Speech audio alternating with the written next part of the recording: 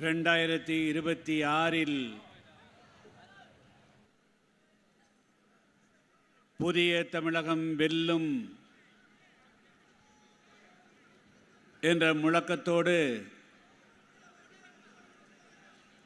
இன்று நடைபெறுகின்ற புதிய தமிழகம் கட்சியினுடைய 7வது மாநில மாநாட்டில் தமிழ்நாட்டினுடைய அனைத்து மாவட்டங்களிலே இருந்தும் திரளாக கலந்து கொண்டிருக்கக்கூடிய எனது அன்புள்ளங்கொண்ட தேவேந்திரகுல சமுதாயத்தினுடைய தாய்மார்களுக்கும் சகோதரிகளுக்கும் இளைஞரின் நண்பர்களுக்கும் பெரியோர்களுக்கும் இந்த மாநாடு இவ்வளவு வெற்றிகரமாக அமைந்திடுவதற்கு கடந்த 9 மாத காலத்திற்கு மேலாக நான் கிராமந்தோறும் சுற்றுப்பிரயாண நிகழ்ச்சிகளை ஏற்பாடு செய்த நேரத்திலும் அதற்கு பிறகு கடந்த 3 மாத காலமாக இரவு பகல் பாராது கடுமையாக உழைத்து இன்று பல்லாயிரக்கணக்கான மக்களை இந்த மாநாட்டிலே கலந்து கொள்ள செய்திருக்கக்கூடிய நம்முடைய புதிய தமிழகம் கட்சியினுடைய அனைத்து மாவட்ட செயலாளர்கள், ஒருங்கிணைப்பாளர்கள், மாநில நிர்வாகிகள் மற்றும் ஒன்றிய செயலாளர்கள், பேரூராட்சி, நகராட்சி, மாநகராட்சி நிர்வாகிகள், கிளை நிர்வாகிகள், இங்கே நான் கிராமந்தோறும் வருகை புரிந்து உங்களை எல்லாம் உங்களுடைய கிராமத்திலே சந்தித்து இந்த மாநாடு உலக தேவேந்திரர்களுடைய குடும்ப மாநாடு, புதிய தமிழகம் கட்சியினுடைய 7வது மாநில மாநாடு,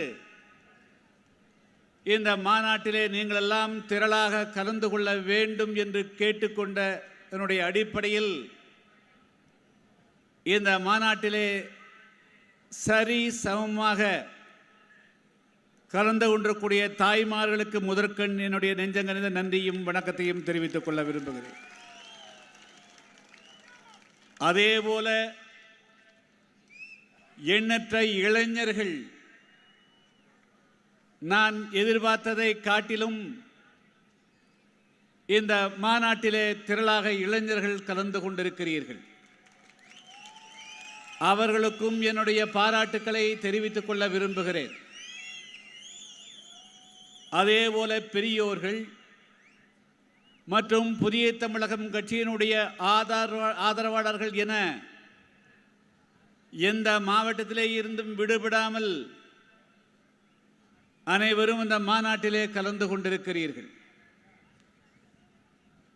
புதிய தமிழகம் வெல்லும் என்ற கோஷம், என்ற முழக்கம், அதனுடைய பொருள் என்ன என்பதை நீங்கள் தெரிந்து கொண்டு நாம் எதை நோக்கி பயணிக்க வேண்டும் என்பதனுடைய குறியீடாக கொடுக்கப்பட்டிருக்கக்கூடிய அந்த மாநாட்டினுடைய ஒரு அடையாள சின்னமாக புதிய தமிழகம் வெல்லும் என்ற அந்த முழக்கத்தை இங்கே மாநாட்டிலே கலந்து கொண்டிருக்கக்கூடிய அனைவரும் இந்த நிமிடத்திலே இருந்து நீங்கள் இதை பட்டியலிட்டெல்லாம் கொண்டு செல்ல வேண்டும் என்ற நோக்கத்தோடு தான் அந்த முழக்கத்தை முன்மொழிந்திருக்கிறேன். இப்பொழுது மணி 8:15, 10 மணி வரையிலும் தான் பேச முடியும். முடிந்தளவுக்கு இந்த மாநாட்டினுடைய நோக்கம் என்ன என்பதை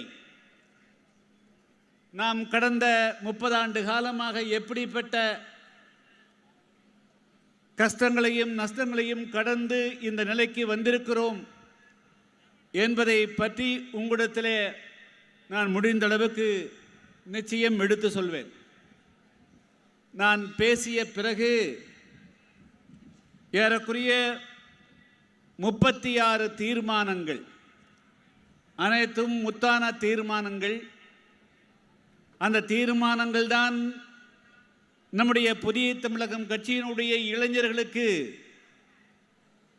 ஒரு வழிகாட்டி கையேடாக நாளை முதல் இருந்திட வேண்டும் என்ற அடிப்படையில் ஏறக்குறைய ஒரு வார காலத்துக்கு மேலாக அமர்ந்து இந்த தீர்மானம் வடிவமைக்கப்பட்டிருக்கிறது. எனவே நம்முடைய இளைஞர்கள் நான் இந்த தீர்மானத்தை படிக்கின்ற வரையிலும் அமைதியாக நீங்கள் அமர்ந்திருக்க வேண்டும். இங்கே எனக்கு முன்பு நம்முடைய மாவட்ட செயலாளர்கள் பலரும் உரையாற்றினார்கள், மாநில நிர்வாகிகளும் உரையாற்றினார்கள். நான் எல்லோரையும் பேசவிட வேண்டும் என்பதுதான் என்னுடைய ஆவல். ஆனால் 10 மணிக்கு மேலாக பேசுவதற்கு அனுமதி இல்லை. அது தேவையில்லாமல் ஒரு சட்ட சிக்கலை உருவாக்க வேண்டாம் என்ற அடிப்படையில் நான் உங்கள் அனைவர் சார்பாகவும் பேசுவதாக நீங்கள் எண்ணிக்கொண்டு நம்முடைய மாவட்ட நிர்வாகிகள் இந்த மாநாட்டை வெற்றிகரமாக ஆக்கி தருங்கள் என்று அன்போடு கேட்டுக்கொள்கிறேன். இந்த மாநாட்டினுடைய வெற்றி எதிலே அடங்கியிருக்கிறது என்று சொன்னால், இங்கே நம்முடைய மாநில நிர்வாகிகளான மகளிரணியை சேர்ந்தவர்கள் சரஸ்வதி அவர்கள், அதேபோல காளீஸ்வரி, முத்துலட்சுமி மற்றும் சங்கர்குரு உள்ளிட்டோர் நம்முடைய கட்சியினுடைய நோக்கம் என்பதை கோடிட்டு காட்டினார்கள். நாம் எப்படிப்பட்ட பாதைகளை கடந்து வந்திருக்கிறோம் என்பதையும் சுட்டிக்காட்டினார்கள். எனவே அதையெல்லாம் நீங்கள் மனதிலே உள்வாங்கிக் கொள்ள வேண்டும் என்று கேட்டுக்கொள்கிறேன். என்று சொன்னால், குறிப்பாக நம்முடைய புதிய தமிழகம் கட்சியினுடைய இளைஞர்கள், பெரியோர்கள், நாம் பல கருத்துக்களை, லட்சியங்களை உள்வாங்குவதற்கு பல நேரங்களிலே சங்கடப்படுகிறோம். தயவுகூர்ந்து அப்படி சங்கடப்படக்கூடாது. நாம் 2026ஆம் ஆண்டிலே வாழ்ந்து கொண்டிருக்கிறோம். ஒரு காலத்தில் வேண்டுமென்று சொன்னால் நமக்கு எதிராக நடந்த வன்கொடுமைகளை, நமக்கு எதிராக நடந்த தீண்டாமை கொடுமைகளை, சமூக கொடுமைகளை எதிர்ப்பதற்கு ஆயுதங்கள் தேவைப்பட்டிருக்கலாம். ஆனால் அந்த ஆயுதங்கள் 2026 தேவைப்படக்கூடாது.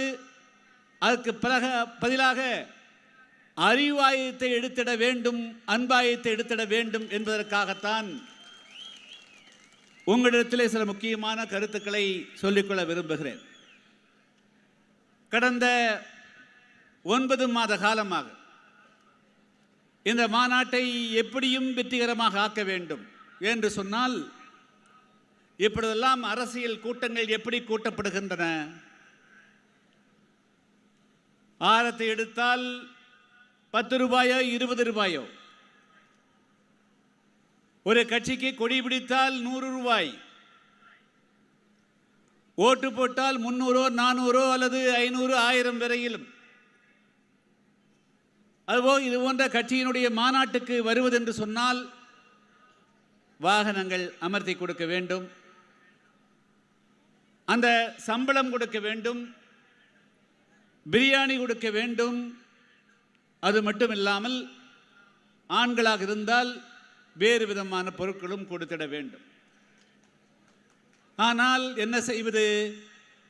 புதிய தமிழகம் கட்சியை பொறுத்தமட்டிலும், என்னை பொறுத்தமட்டிலும், மற்ற அரசியல் கட்சிகள் எல்லாம் என்ன செய்கிறார்களோ அதுக்கு நேர் எதிர்மான கொள்கையை நான் கொண்டிருக்கிறேன். அதே பாதையிலே உங்களை அழைத்து செல்ல முடியாது. ஆரத்தி எடுத்தால் 5 ரூபாய் 10 ரூபாய் போட்டு உங்களை திருப்திப்படுத்த முடியாது. அந்த கலாச்சாரமே தவறு என்பதை கூட நம்முடைய தாய்மாரிடத்தில் எடுத்து சொல்லி இருக்கிறேன். 100 ரூபாய்க்கும் 200 ரூபாய்க்கும் கொடி பிடிக்க கூடாது என்பதை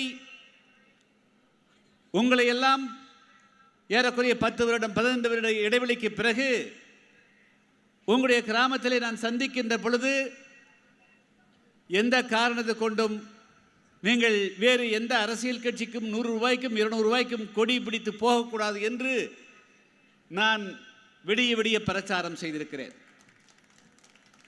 அதே போல ஓட்டுக்கு பணம் வாங்கக்கூடாது என்பதையும் நான் சொல்லியிருக்கிறேன்.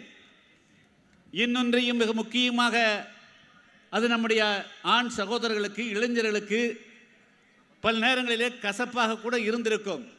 ஆனால் வேறு வழி இல்லை. நான் உங்களுடைய ஓட்டுக்களை வாங்குவதற்காக ஊர் ஊராக உங்களை எல்லாம் சந்திக்க வரவில்லை. மாறாக உங்களை ஒரு முழு மனிதனாக மாற்ற வேண்டும் என்பதற்காகத்தான் நான் ஊர் ஊராக வந்தேன். எப்படியெல்லாம் உங்களை எல்லாம் மதுவை கொடுத்து உங்களுடைய உடல்நலத்தை கெடுத்து வைத்திருக்கிறார்களோ, உங்களுடைய சிந்தனையை கெடுத்து வைத்திருக்கிறார்களோ, உங்களுடைய உணர்வுகளை அழித்து வைத்திருக்கிறார்களோ,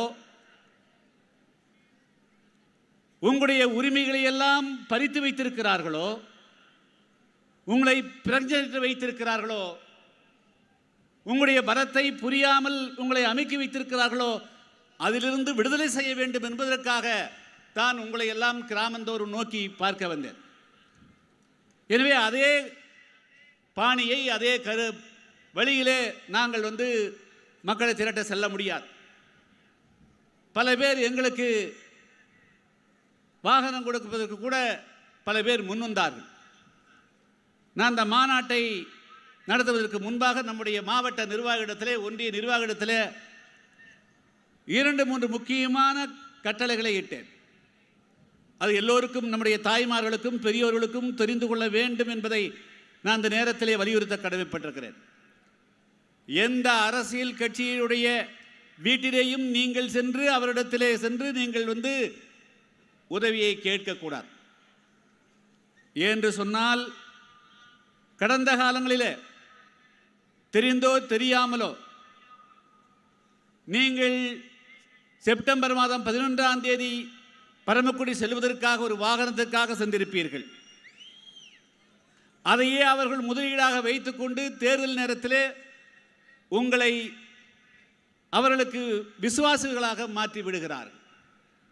அதே போலதான் இப்பொழுதும் புதிய தமிழகம் கட்சிக்கு நாங்கள் செல்ல வேண்டும், எங்களுக்கு 5 வாகனங்கள் கொடு, 10 வாகனம் கொடு, 5000 கொடு, 10,000 கொடு என்று கேட்கின்ற பொழுது அவர்கள் கொடுக்க முன்வருவார்கள்.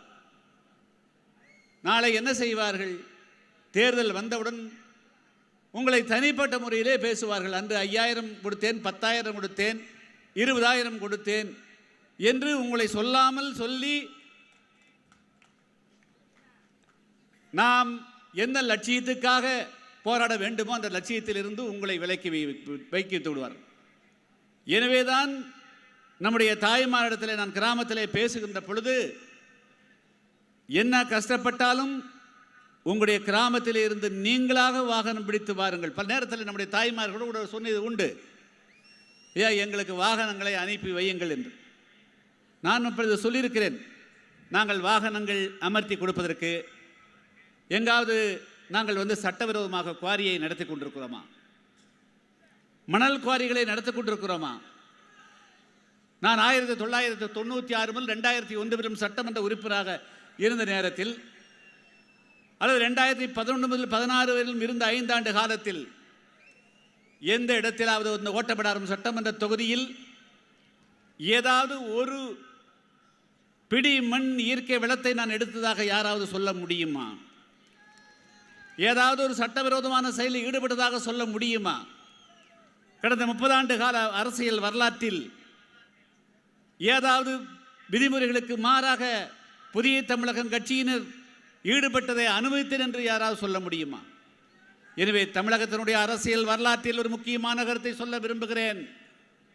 அன்புள்ளம் கொண்ட தாய்மார்களே, சகோதரிகளே, இளைஞர் நண்பர்களே, இன்னைக்கு தமிழ்நாட்டில் இந்த 30 வருஷத்தில் எத்தனையோ அரசியல் கட்சிகள் தோன்றித்து அவர்களெல்லாம் காணாமல் போய்விட்டது. ஆனால் ஒரு சட்டமன்ற உறுப்பினராக கூட இல்லாமல், ஒரு நாடாளுமன்ற உறுப்பினராக கூட இல்லாமல் என்னை நம்பி இன்று பல்லாயிரக்கணக்கான பேர் கூடியிருக்கிறீர்கள் என்று சொன்னால் அதற்கு காரணம், மிக முக்கியமான காரணம், நானும் நம்முடைய கட்சியை சார்ந்தவர்களும் நம்முடைய கட்சியினர், ஒட்டுமொத்த கட்சியினரும் எந்த நேரத்திலும் உங்களை விட்டு கொடுக்காதவர்களாக வாழ்ந்து கொண்டிருக்கிறோம். சமரசமற்றவர்களாக வாழ்ந்து கொண்டிருக்கிறோம். 1996 முதல் 2001 வரையிலும் சட்டமன்ற உறுப்பினராக இருந்த நேரத்தில் அதைத்தான் சங்கரகுரு கூட தோடிட்டு காட்டினார். இன்று இருந்தது போல அந்த அரசியல் சூழ்நிலை இல்லை. அன்று ஒடுக்கப்பட்ட மக்களுக்கு சட்டமன்றத்திலே குரல் கொடுப்பது என்று சொன்னால் ஒரே குரல், அது புதிய தமிழகம் கட்சியின் கூட நம்முடைய குரல் தான். அன்று நாம் ஏதாவது ஒரு விஷயத்தில் சமரசம் செய்திருந்தால் அது எத்தனையோ சலுகைகளை பெற்றிருக்க முடியும். ஆனால் நம்முடைய வாழ்நாளிலே நான் அதுபோன்ற ஒரு தவறை செய்வதற்கு என்றுமே எண்ணியதும் இல்லை, எண்ண போகிறதும் இல்லை. என்னை தொடரக்கூடியவர்களும் அப்படி இருக்கக்கூடாது என்ற அடிப்படையில் தான் நான் நம்முடைய புதிய தமிழகம் கட்சியினுடைய நிர்வாகிகளையும் வளர்த்து வருகிறேன்.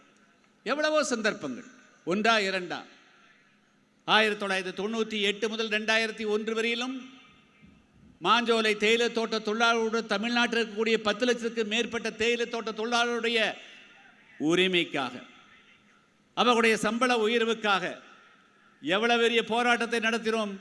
இங்கே இருக்கக்கூடிய பெரும்பாலான இளைஞர்கள் எல்லோருமே ஒரு 35 வயது 40 வயதை தொட்டவர்கள் என்ற காரணத்தினாலே பல பேர் அப்பொழுது பிறந்திருக்க மாட்டீர்கள், அல்லது 4 வயதோ 5 வயதோ 3 வயதோ இருந்திருப்பீர்கள். அன்று தமிழ்நாடு நில் என்றால் நிற்கும், நட என்றால் நடக்கும், ஓடு என்றால் ஓடும். அதுதான் புதிய தமிழகம் கட்சி. அது அன்று மட்டுமல்ல, இனிமேலும் புதிய தமிழகம் கட்சி தென் தமிழகத்தில் நட என்று சொன்னால் நடக்கும், நின்று என்று சொன்னால் நிற்கும். 2026 சட்டமன்ற தேர்தலில் நாம் வைத்ததுதான் சட்டம். நாம் தான் அதிகாரத்துக்கு வர வேண்டும், ஆட்சி மாற்றத்தை தீர்மானிக்கக்கூடியவர்களும் நாம் தான் என்பதை நீங்கள் உள்ளத்திலே மனதிலே வைத்துக் கொள்ள வேண்டும். எனவே இதெல்லாம் எப்படி சாத்தியமாகிறது? அதுக்கு காரணம் உண்டு. அதைத்தான் நம்முடைய தேவேந்திர சமுதாயத்தினுடைய இளைஞரிடத்திலும் தாய்மாரிடத்திலும் சொல்லிக்கொள்ள விரும்புவது, நாம் குறுகிய நோக்கத்தோடு எந்த காலத்திலும் செயல்படக்கூடாது. பரந்த மனப்பான்மையோடு இருந்திட வேண்டும். நம்மை பற்றியே 24 மணி நேரம் நினைத்து கொண்டு இருக்கக்கூடாது. நம்முடைய குடும்பத்தை பற்றியே நினைத்து கொண்டிருக்கக்கூடாது. இந்த சமுதாயம் ஒட்டுமொத்தமாக முன்னேற வேண்டும், வாழ வேண்டும், வளர வேண்டும் என்ற பரந்த மனப்பான்மையோடு இருந்தது. அந்த மனப்பான்மை இருந்தால், அப்படி செயல்பட்டால், நம்முடைய சமுதாயம் இன்னும் சுதந்திரம் பெற்று 70 ஆண்டு காலம் கழித்த பிறகும் கூட இன்னும் ஆயிரக்கணக்கான கிராமங்களை நான் சுற்றுப்பிரயாணத்துக்கு மேற்கொள்கின்ற பொழுது பார்த்தேன். நான் கூட அதிர்ந்து போனேன். நாம் ஏறக்கூடிய பல கிராமங்களுக்கு 5 வருடம் 10 வருடங்கள் 20 வருடம் எடுத்து போகிறேன். ஏன் இதற்கு பிறகு எத்தனையோ ஆட்சி மாற்றங்கள் நடந்திருக்கிறது. எல்லா கிராமங்களிலும் குறைந்தது இந்த மக்களுக்கு குடிநீர் வசதியாவது ஏற்பாடு செய்து கொடுத்திருப்பார்கள் என்று எதிர்பார்த்தோம். ஐயா, போகக்கூடிய எல்லா கிராமங்களிலும் ஐயா நாங்கள் விலை கொடுத்து வாங்குகிறோம் தண்ணீர், குடிக்க தண்ணீர். எங்களுடைய கிராமங்களில் சாக்கடை வசதிகளை யாருமே செய்து கொடுப்பது கிடையாது. எங்களுடைய கிராமங்களுக்கு மயான வசதி இல்லை. எங்களுடைய தெருச்சாலைகள் போடப்படுவது இல்லை. இதெல்லாம் ஏன் வருது? என்ன காரணத்தால? நான் மற்றவர்களை மட்டுமே குறை சொன்னால் சரியாக இருக்க முடியுமா? யானை எப்படி தன்னுடைய பலத்தை அறியாமல் ஒரு பாகனுக்கு அடிமைப்பட்டு அது வீதி வீதியாக சென்று யாசகம் கேட்கிறதோ, அதுபோல நம்முடைய தேவேந்திர சமுதாயத்தினுடைய தாய்மார்களும் இளைஞர்களும் பெரியோரும் உங்களுடைய வாக்கு பலம் என்ன என்பதை தெரிந்து கொள்ளாமல் இருப்பதுதான் நம்முடைய எல்லா விதமான அவலங்களுக்கும் காரணம். அதுதான் மிக முக்கியமான காரணம்.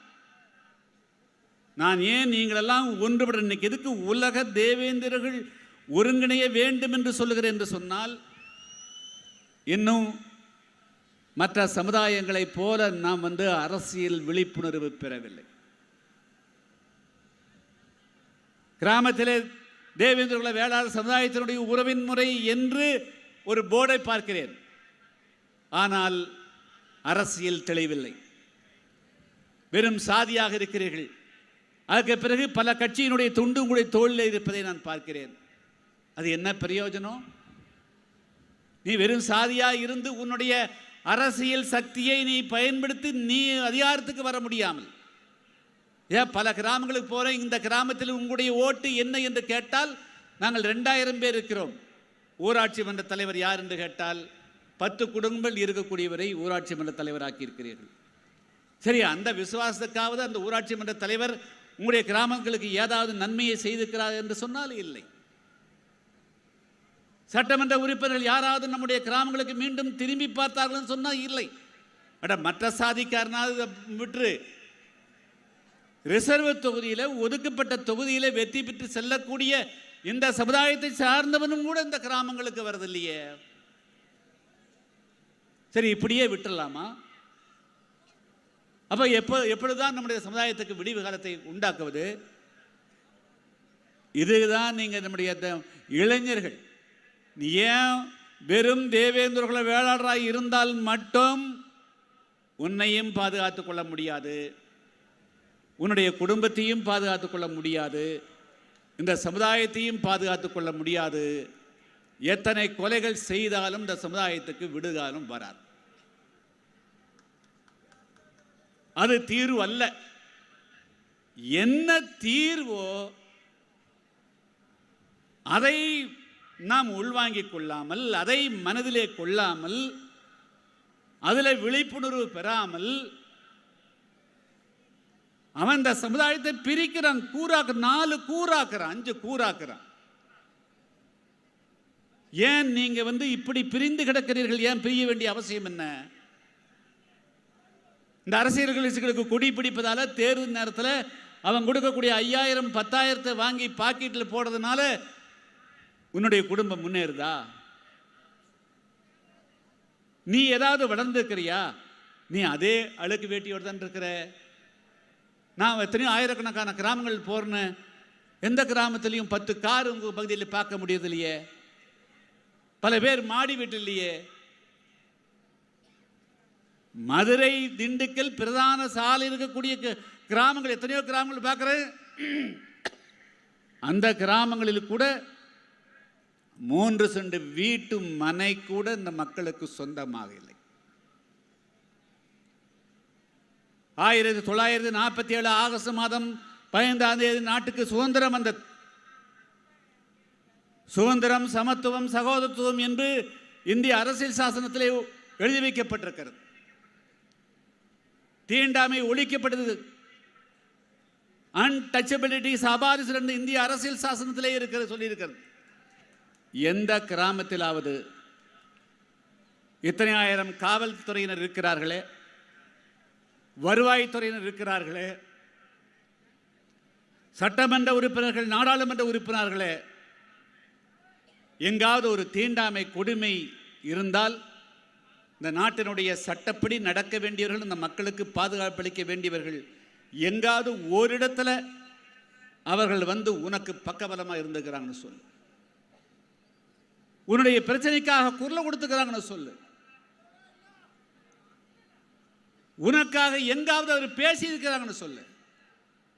ஆனால் அவர்கள் உனக்காக பேசுவதில்லை, அவர்கள் உனக்காக குரல் கொடுப்பதில்லை,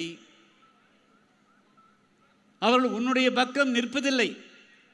இருந்தாலும் நீ எதற்கு அவன் பக்கம் போய் நிற்கிறாய்? நீ எதுக்கு அவனுடைய கொடி பிடிக்கிறாய்? இதுக்கு பதில் சொல். உண்மையிலேயே பல இளைஞர்கள் தவறான பாதையில் போறீங்க. நீங்கெல்லாம் கொஞ்சம் சிந்தித்து பார்க்கணும். அதுதான் இந்த மாநாட்டில் சொல்லிக்கொள்ள விரும்புகிறது. இன்னைக்கு போல இந்த மாநாடு இன்னைக்கு இது 7வது மாநில மாநாடு. 1998ஆம் ஆண்டு செப்டம்பர் 11, 12ஆம் தேதி நம்முடைய புதிய தமிழக கட்சியின் துவக்க மாநாடு ராமநாதபுரத்தில் நடைபெற்றது. அந்த மாநாடு நடத்துவதற்கு நாங்கள் எவ்வளவு சிரமப்பட்டிருக்கிறோம். அந்த மாநாட்டுக்கு வரக்கூடியவர்கள் எவ்வளவு பெரிய பாதிப்புக்கு ஆளானார்கள். இதுபோல ஒவ்வொரு போராட்டம், ஒவ்வொரு மாநாடு, ஒவ்வொரு கூட்டத்தையும் நாங்கள் போர் புரிந்ததை போல ஒரு கிராமத்துக்கு நாம் உள்ள போயிட்டு வெளியே வருகின்ற வரையிலும் அது நிம்மதியாக வெளியே வர முடியுமா என்ற கேள்விதான் இருந்தது. அதையெல்லாம் பல பேர், பல இளைஞர்கள் இன்னும் நம்முடைய கட்சியினுடைய வரலாற்றை புரிந்து கொள்ளவே இல்லை. டாக்டர் கிருஷ்ணசாமி நேரா வந்து இந்த மேடையில் இப்படி உட்கார்ல.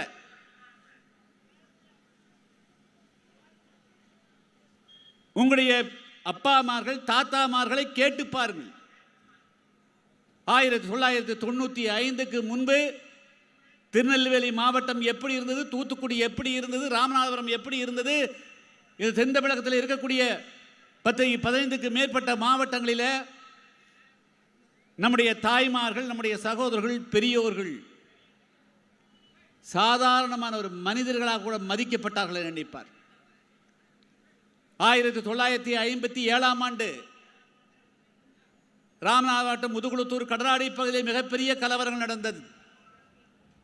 தியாகி இமானுவேல் சேகரன் அவர்கள் படுகொலை செய்யப்பட்டார். அந்த நேரத்தில் நடந்த கலவரங்களில் ஏறக்குறைய 2000க்கு மேற்பட்ட கிராமங்கள் இருந்து, ஒன்றல்ல இரண்டல்ல, ராமநாதபுரம் மாவட்டம், சிவகங்கை மாவட்டம், மதுரை மாவட்டம், தேனி, இதுபோல தூத்துக்குடி, திருநெல்வேலி மாவட்டங்களில் தொடர்ந்து ஏற்பட்ட கலவரங்களில் 2000க்கு மேற்பட்ட கிராமங்களிலே இருந்து நம்முடைய மக்கள் உயிர் பாதுகாப்பிற்காக வெளியேற ஏற்பட்டது. பல பேர் சொந்த வீடுகளை விட்டு வெளியேறினார்கள், சொந்த நிலங்களை விட்டு வெளியேறினார்கள். ஆடு மாடுகளை பிடித்துக்கொண்டு அது ஒன்றாவது இருக்கட்டும் என்று பிடித்துக்கொண்டு வெளியேறினார்கள். தமிழ்நாட்டில் அன்னைக்கும் தேசிய கட்சிகள் இருந்தது, அன்னைக்கும் திராவிட கட்சிகள் இருந்தன. ஒரு கட்சி இந்த சமுதாயத்துக்காக ஒரு ஆர்ப்பாட்டம் செய்யவில்லை என்பதை நீங்கள் மறந்துவிடக்கூடாது. வேணா பேப்பர்லாம் எடுத்து பார். எந்த ஒரு அரசியல் கட்சியாவது அவ்வளவு பெரிய கலவரம் நடந்ததை யாராவது ஒரு கண்டன ஆர்ப்பாட்டம் செய்தார்களா என்பதை எடுத்துப்பார். ஒரு உண்ணாவிரதம் இருந்தார்களா என்று எடுத்துப்பார். இல்லை, இல்லவே இல்லை. அதே போலதான் 1968ஆம் ஆண்டு ஒருங்கிணைந்த தஞ்சை மாவட்டம் கீழவெண்மணியில நம்முடைய சமுதாய, தேவேந்திர சமுதாயத்தை சேர்ந்தவர்களும் ஆதிராள சமுதாயத்தை சேர்ந்தவர்களும் விவசாய தொழிலாளர்கள் அரைப்படி நெல், ஒருபடி 2 படி கூட அரைப்படி நெல் உயர்வு கேட்டதற்காக அவருடைய பகுதியில் விவசாய தொழிலுடைய கொடியேற்றியதற்காக 43 பேர், ஒருத்தர் இல்லை, 2 பேர் அல்ல, 43 பேரை, முதியோர்கள், பெண்கள், குழந்தைகள் ஒன்றாக எல்லாத்தையும் ஒரே குடிசையிலே போட்டு தீ வைத்து கொளுத்தி கொன்றார்கள். யாரும் ஒருத்தர் கூட தப்பிக்கல. தமிழ்நாட்டில் ஏதாவது ஒரு அரசியல் கட்சி அதை கண்டிச்சது நினைக்கிறீங்களா? யாராவது ஒரு கண்டன ஊர்வலம் நடத்தினார்கள் என்று நினைக்கிறீர்களா? நடக்கவே இல்லை சகோதரர்களே. அதுக்கு பிறகு எத்தனையோ சம்பவங்கள். அன்னைக்கு யார் ஆட்சி இருந்தாங்க? இதே திமுக தான் ஆட்சி இருந்தார். அன்னைக்கு அண்ணாதுரை தான் ஆட்சியில் இருந்தார். அதுக்கு பிறகு 1979ஆம் ஆண்டு அருகாமல் இருக்கக்கூடிய சிவகங்கை மாவட்டத்தில் ஊஞ்சனை என்ற கிராமத்தில் இந்த கோயிலுக்குள்ள குதிரையை தூக்கிட்டு போறது சம்பந்தமா நீதிமன்றம் கொடுத்த உத்தரவுப்படி ஒரு சமுதாயம் முன்னாடி முதல் நாள் கொண்டாடுறாங்க, ஒரு வாரம் கழிச்சு இவங்க கொண்டாடுறாங்க, அவங்க சிறப்பாக கொண்டாடுறாங்க. இவங்க அதுக்கு பிறகு போகிற போது, இவங்க அடுத்த நாள் தயாராகிற போது 7 பேரை பட்டப்பகலே படுகொலை செய்யப்பட்டார். யாரும் கண்டிக்கவில்லை, எந்த அரசியல் கட்சியும் கண்டிக்கவில்லை. அன்னைக்கு தட்டி கேட்கறதுக்கு நம்முடைய சமுதாயத்தில் சட்டமன்ற உறுப்பினர்கள் இருந்தார்கள். ஆனால் அவர்கள் வேறு வேறு அரசியல் கட்சியினுடைய அடிமைகளாக இருந்தார்கள். இன்று போலதான் அன்றும். 1980ஆம் ஆண்டு இன்றைய தென்காசி மாவட்டம், அன்றைய திருநெல்வேலி மாவட்டம் புளியங்குடியில் ஐயாபுரம் என்ற கிராமத்தில் அதேபோல 5 பேர் தீயிட்டு கொளுத்தப்பட்டார்கள். இதே தென்காசி மாவட்டம் அங்கே மீனாட்சிபுரம் என்ற பகுதியில் ஒரு கோவிந்தன் என்ற ஓட்டுநர் இன்னொரு சமுதாயத்தினுடைய பெண்ணோடு காதல் கொண்டு 2 பேரும் போயிடுறாங்க. அவர்கள் ஊருக்கு திரும்ப முடியவில்லை. அவர் கேரளா சென்று ஒரு மதம் மாறுகிறார். அதற்கும் பிறகும் முடியவில்லை. அன்றைய காலகட்டங்களில் இருந்த நம்முடைய மக்களுக்கு இருந்த ஒரே தீர்வு, நாங்கள் இந்த சமுதாயத்தில் எதற்காக நல்லா தெரிஞ்சுக்கணும். நம்முடைய இளைஞர்கள் 1985, 89, 90 வரையிலும், 93, 95 வரையிலும் எத்தனையோ படித்தவர்கள் தங்களுடைய அடையாளங்களை எல்லாம் மறைத்து கொண்டு, ஒரு பள்ளிக்கூடத்தில் எத்தனை பேர் நம்முடைய நீங்கள்லாம் பள்ளிக்கூடத்தில் சாதியை சொல் என்று வேண்டுமென்ற அந்த ஆசிரியன் உங்களை எழுப்பி கேட்பான், நீ எஸ்சி தான் என்று சொல்லுவான். எவ்வளவு பேர் தலை குறிந்து எஸ்சி என்று சொல்வதற்கு நீங்கள் எழுந்திருப்பதற்கு எவ்வளவு அவமானப்பட்டிருப்பீர்கள் தெரியும்.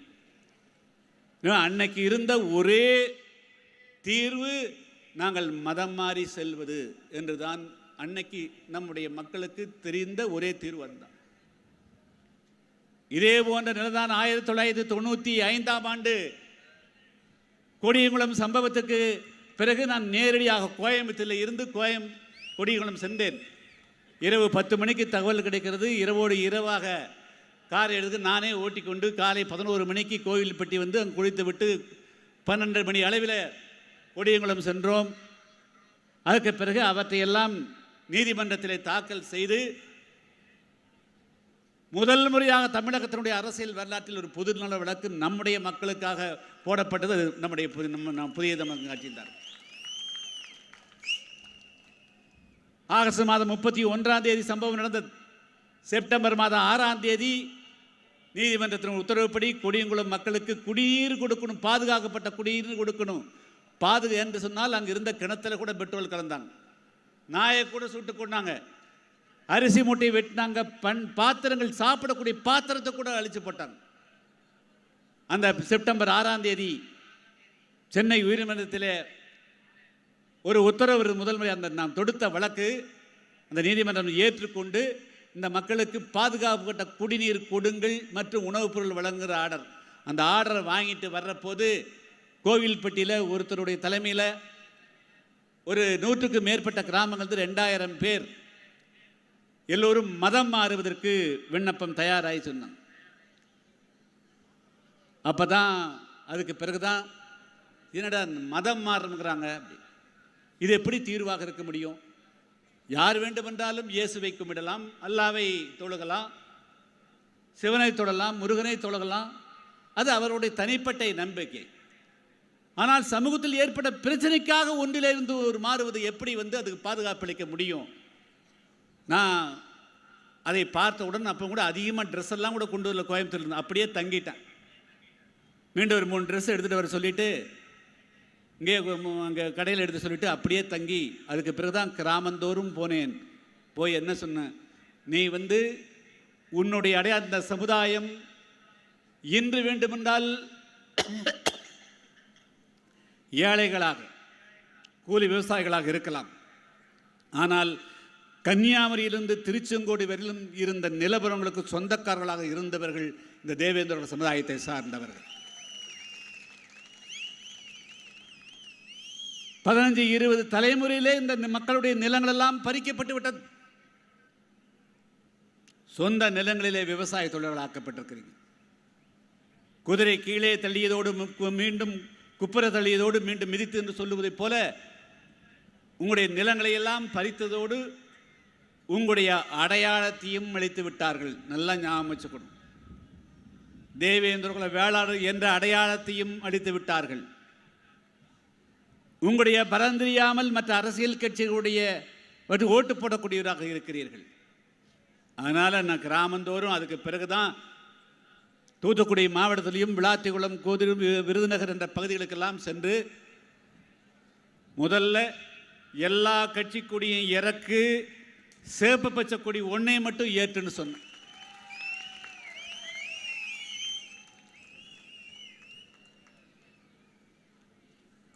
இதெல்லாம் அங்கே தான் எல்லா விஷயம், இந்த ஒரு புள்ளியில் தான் எல்லாமே இருக்குது. நல்லா ஞாபகம். என்னைக்கு நீ பிற கட்சி கொடிகளை இறக்கிட்டு சேப்பு பச்சை வர்ண கொடி ஏற்றினையோ அதுக்கு பிறகுதான் உன்னுடைய பலம் என்ன என்பது மற்றவர்களுக்கு தெரிந்தது. அதுக்கு பிறகுதான் அடித்தால் திருப்பி அடிப்பார்கள் என்பதும் அவர்களுக்கு தெரிந்தது.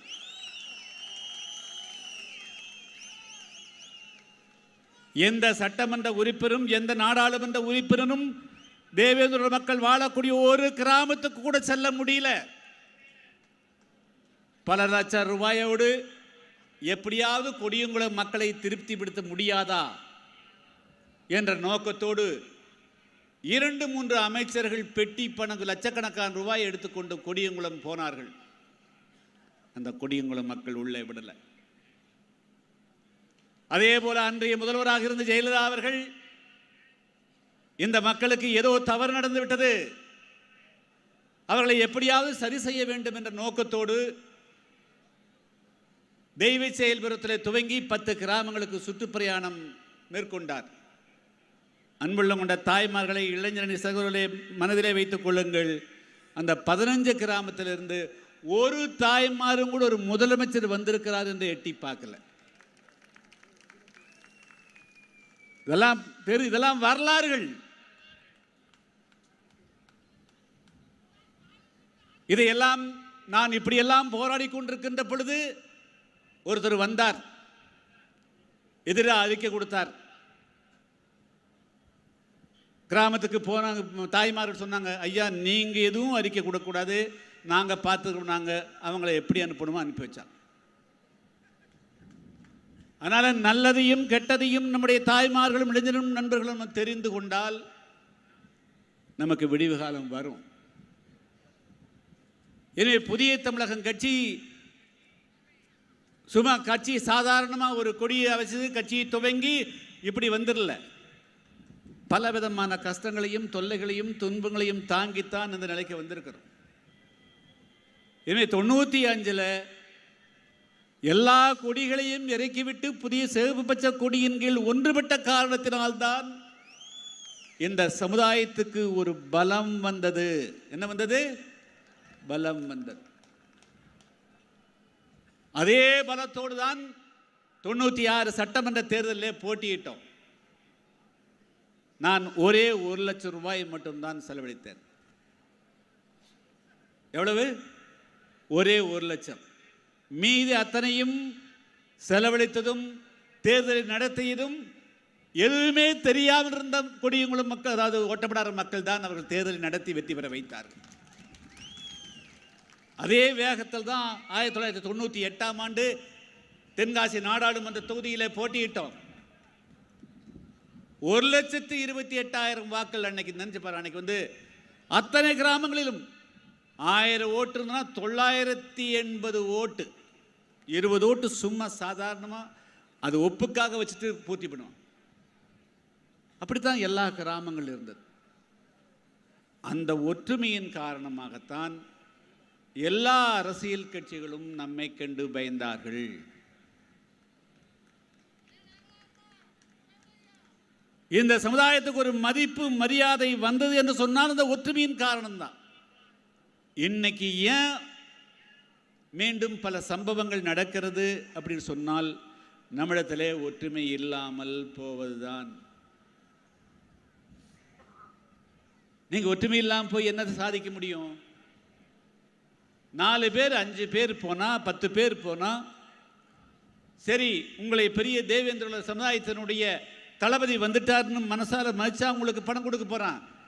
அந்த பையன் வந்துக்கிறான், ஒன்றும் காட்டிக்காத, அவனுக்கு ஒரு 10,000 கொடுத்து விடு, 20,000 கொடுத்து விடு, 30,000 கொடுத்து விடு, அப்படித்தான் கொடுத்துடும், அவ்வளோதான். அதுக்கு மேலே உள்ளூர் உங்களை மதித்தெல்லாம் செய்யறதில்லை. இந்த மரியாதை உங்களுக்கு வேணுமா? இந்த அவமரியாதை உங்களுக்கு வேணுமா? எதற்காக பிரிந்து நீங்கள் ஆளுக்குறை இயக்கம் வைக்கிறீர்கள்? எதற்காக இந்த இயக்கங்கள் எல்லாம்? என்ன செய்வதற்காக? என்ன சொல்றேன்,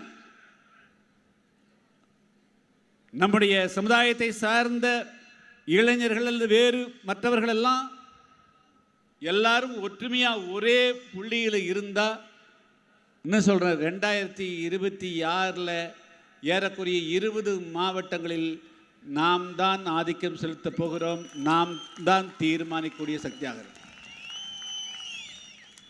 96 அப்படித்தான் நடந்தது.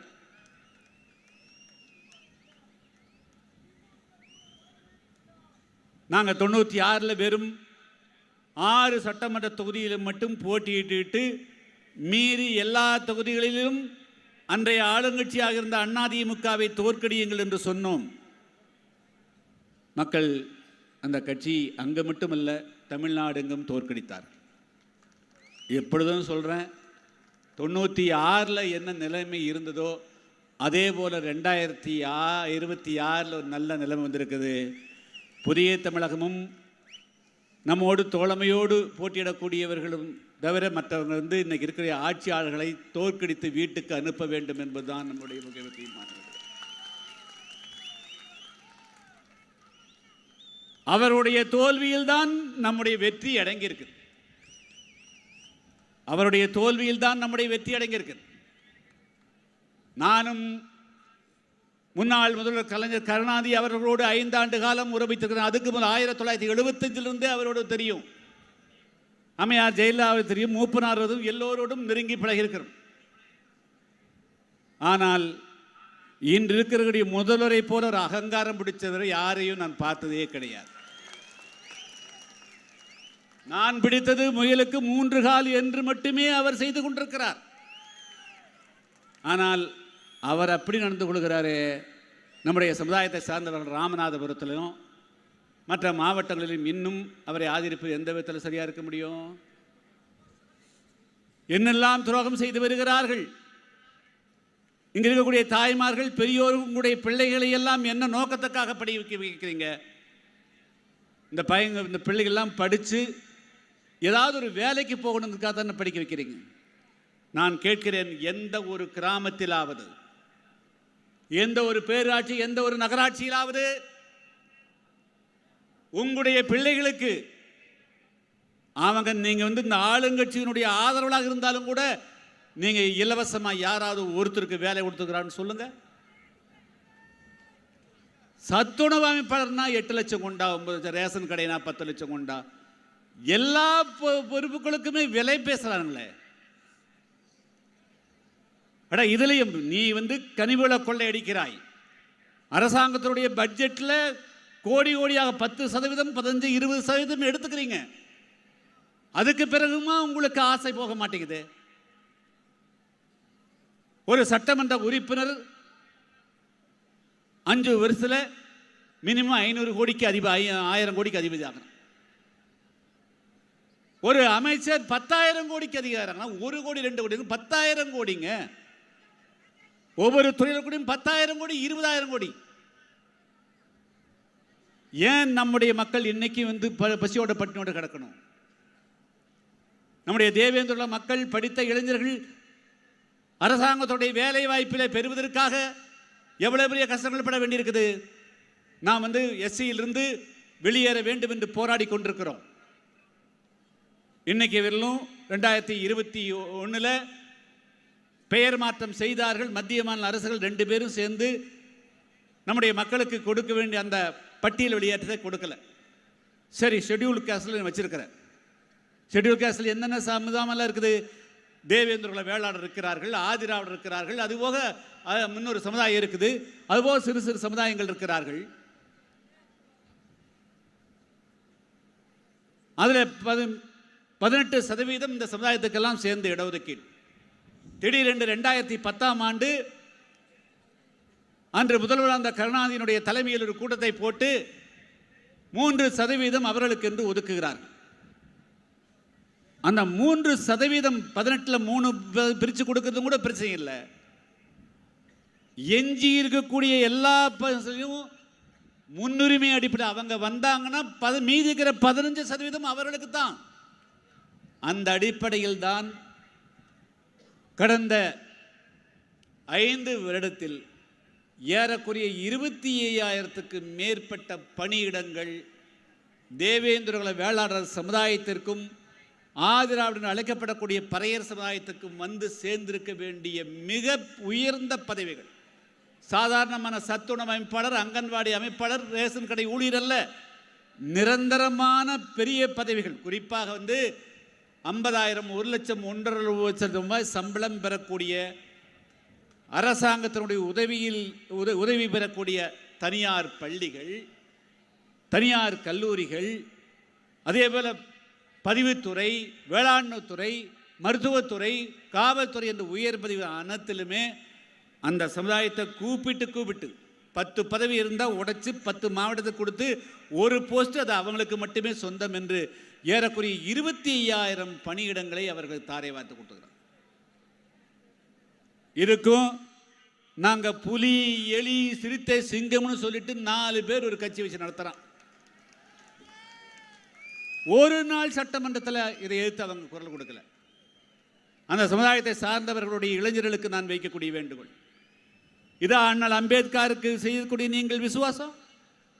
அம்பேத்கர் படத்தை போட்டுக்கொண்டே ஒருவர் அம்பேத்கருடைய லட்சியத்துக்கு துரோகம் செய்கிறார்களே, நீங்கள் எல்லாம் இதை கேட்கக்கூடாதா? இவர் என்ன பிரச்சனைனா, இது போன்ற துரோகிகளை வைத்து கொண்டுதான் இன்னைக்கு தமிழ்நாட்டில் எல்லா விதமான தவறுகளும் நடைபெறுகிறது. ஸ்டாலினா தவறு பண்ணல, தவறு பண்றதுக்கு உடந்தையாக பல பேரும் இருக்கிறார்கள். அவருடைய செய்யக்கூடிய தவறுகளை தட்டி கேட்பதற்கு யாரும் முன்வரதில்லை. 2024ஆம் ஆண்டு கடந்த வருஷத்துக்கு முன்ன வருஷம் 2025 நான் ஒரு பெரிய போராட்டம் நடத்தணுமே, சென்னை போய் கொற்ற மலையில் ஒரு போராட்டம். எதுக்காக? இந்த உள் இடதுக்கீட்டை ரத்து செய்வதற்காக. முதல் நாள் அனுமதி கொடுத்துட்டு அதுக்கு பிறகு காலையில் நம்முடைய போராட்டத்தை தடுத்து நிறுத்துவதற்கு தான் அவர் நடவடிக்கை எடுத்தார். நாம் என்ன இல்லாத கேட்குறோமா? ஐயா, ஒன்று தேவேந்திர குல வேளாளர்களை பட்டியலிருந்து வெளியேற்றி விடுங்கள். நாங்கள் எம்பிசியிலையோ பிசியிலையோ அல்லது தேவேந்திர குல வேளாண் ஒரு புதிய பட்டியலை உருவாக்கி எங்களுடைய மக்கள் தொகைக்கு ஏற்ப 7%, 7.5%, 8% நாங்கள் பெற்றுக்கொள்கிறோம். ஒன்று நேர்மையாக தான் நீ அதை செய்யணும். இல்லைன்னா அந்த பட்டியலுக்குள்ள எங்களுக்கு இருக்கக்கூடிய பங்கை கொடுக்கணும். அதுவும் கொடுக்க மாட்டேங்கிறோம். என்ன காங்கிரஸ் என்ன செய்யுது? கம்யூனிஸ்ட்காரங்க என்ன செய்கிறாங்க? அவங்க துணை போகக்கூடிய கட்சிகள் எல்லாம் என்ன செய்கிறார்கள்? நான் இன்னொரு அமைப்பை பெயர் சொல்ல விரும்பலை. அவர்கள் துரோகத்தினுடைய மறு வடிவமாகவே மாறி போயிட்டாங்க. அவர்கள் கைக்கூலிகளாக மாறி போய்விட்டார்கள். அந்த சமுதாயத்தினுடைய இளைஞர்களும் தாய்மார்களும் பெரியவர்களும் தான் முடிவு பண்ணணும். எனவே நமக்கு இன்று இருக்கக்கூடிய இந்த அரசு நம்முடைய தேவேந்திர குல மக்களுக்கு உண்டான உரிமைகளை கொடுக்க மறுக்கிறார்கள். என்னைக்காவது இங்கே பரமக்குடியில் ஒரு சட்டமன்ற தொகுதியில் ஒரு ரிசர்வ் தொகுதியில் ஒரு சட்டமன்ற உறுப்பினர் ஜெயிச்சு போயிருக்கிறாங்க, குரல் கொடுத்து உண்டா? நிலக்கோட்டையிலிருந்து போனவங்க குரல் கொடுத்துக்கிறாங்களா? இதே சோழவந்தான் சட்டமன்ற தொகுதியில், அதில் ஓட்டப்பிடாரம் சட்டமன்ற தொகுதி, வாசு, சங்கரங்கோயில், தமிழ்நாட்டுடைய எந்த பகுதியில் இருந்தாவது 44 சட்டமன்ற தொகுதியில் யாராவது குரல் கொடுக்கிறாங்க? இதே புதிய தமிழகம் கட்சியினுடைய சட்டமன்ற உறுப்பினர்கள் சட்டமன்றத்தில் இருந்திருந்தால் நம்முடைய உரிமைகளை விட்டிருப்போமா? விட்டிருக்க மாட்டோம். ஏன் நீங்களெல்லாம் ஒற்றுமையாக இருக்கணும்? இன்றைய தேர்தல் இன்னும் 2 மாதத்தில் வரலாம், அல்லது ஒரு 1.5 மாதத்தில் வரலாம், 3 மாதத்தில் வரலாம். நம்முடைய புதிய தமிழகம் கட்சியினுடைய நிர்வாகிகளும் தாய்மார்களும் தேர்தல் நாளைக்கு துவங்க தேர்தல் பணியை இந்த நிமிடத்திலிருந்தே துவைக்கிறது.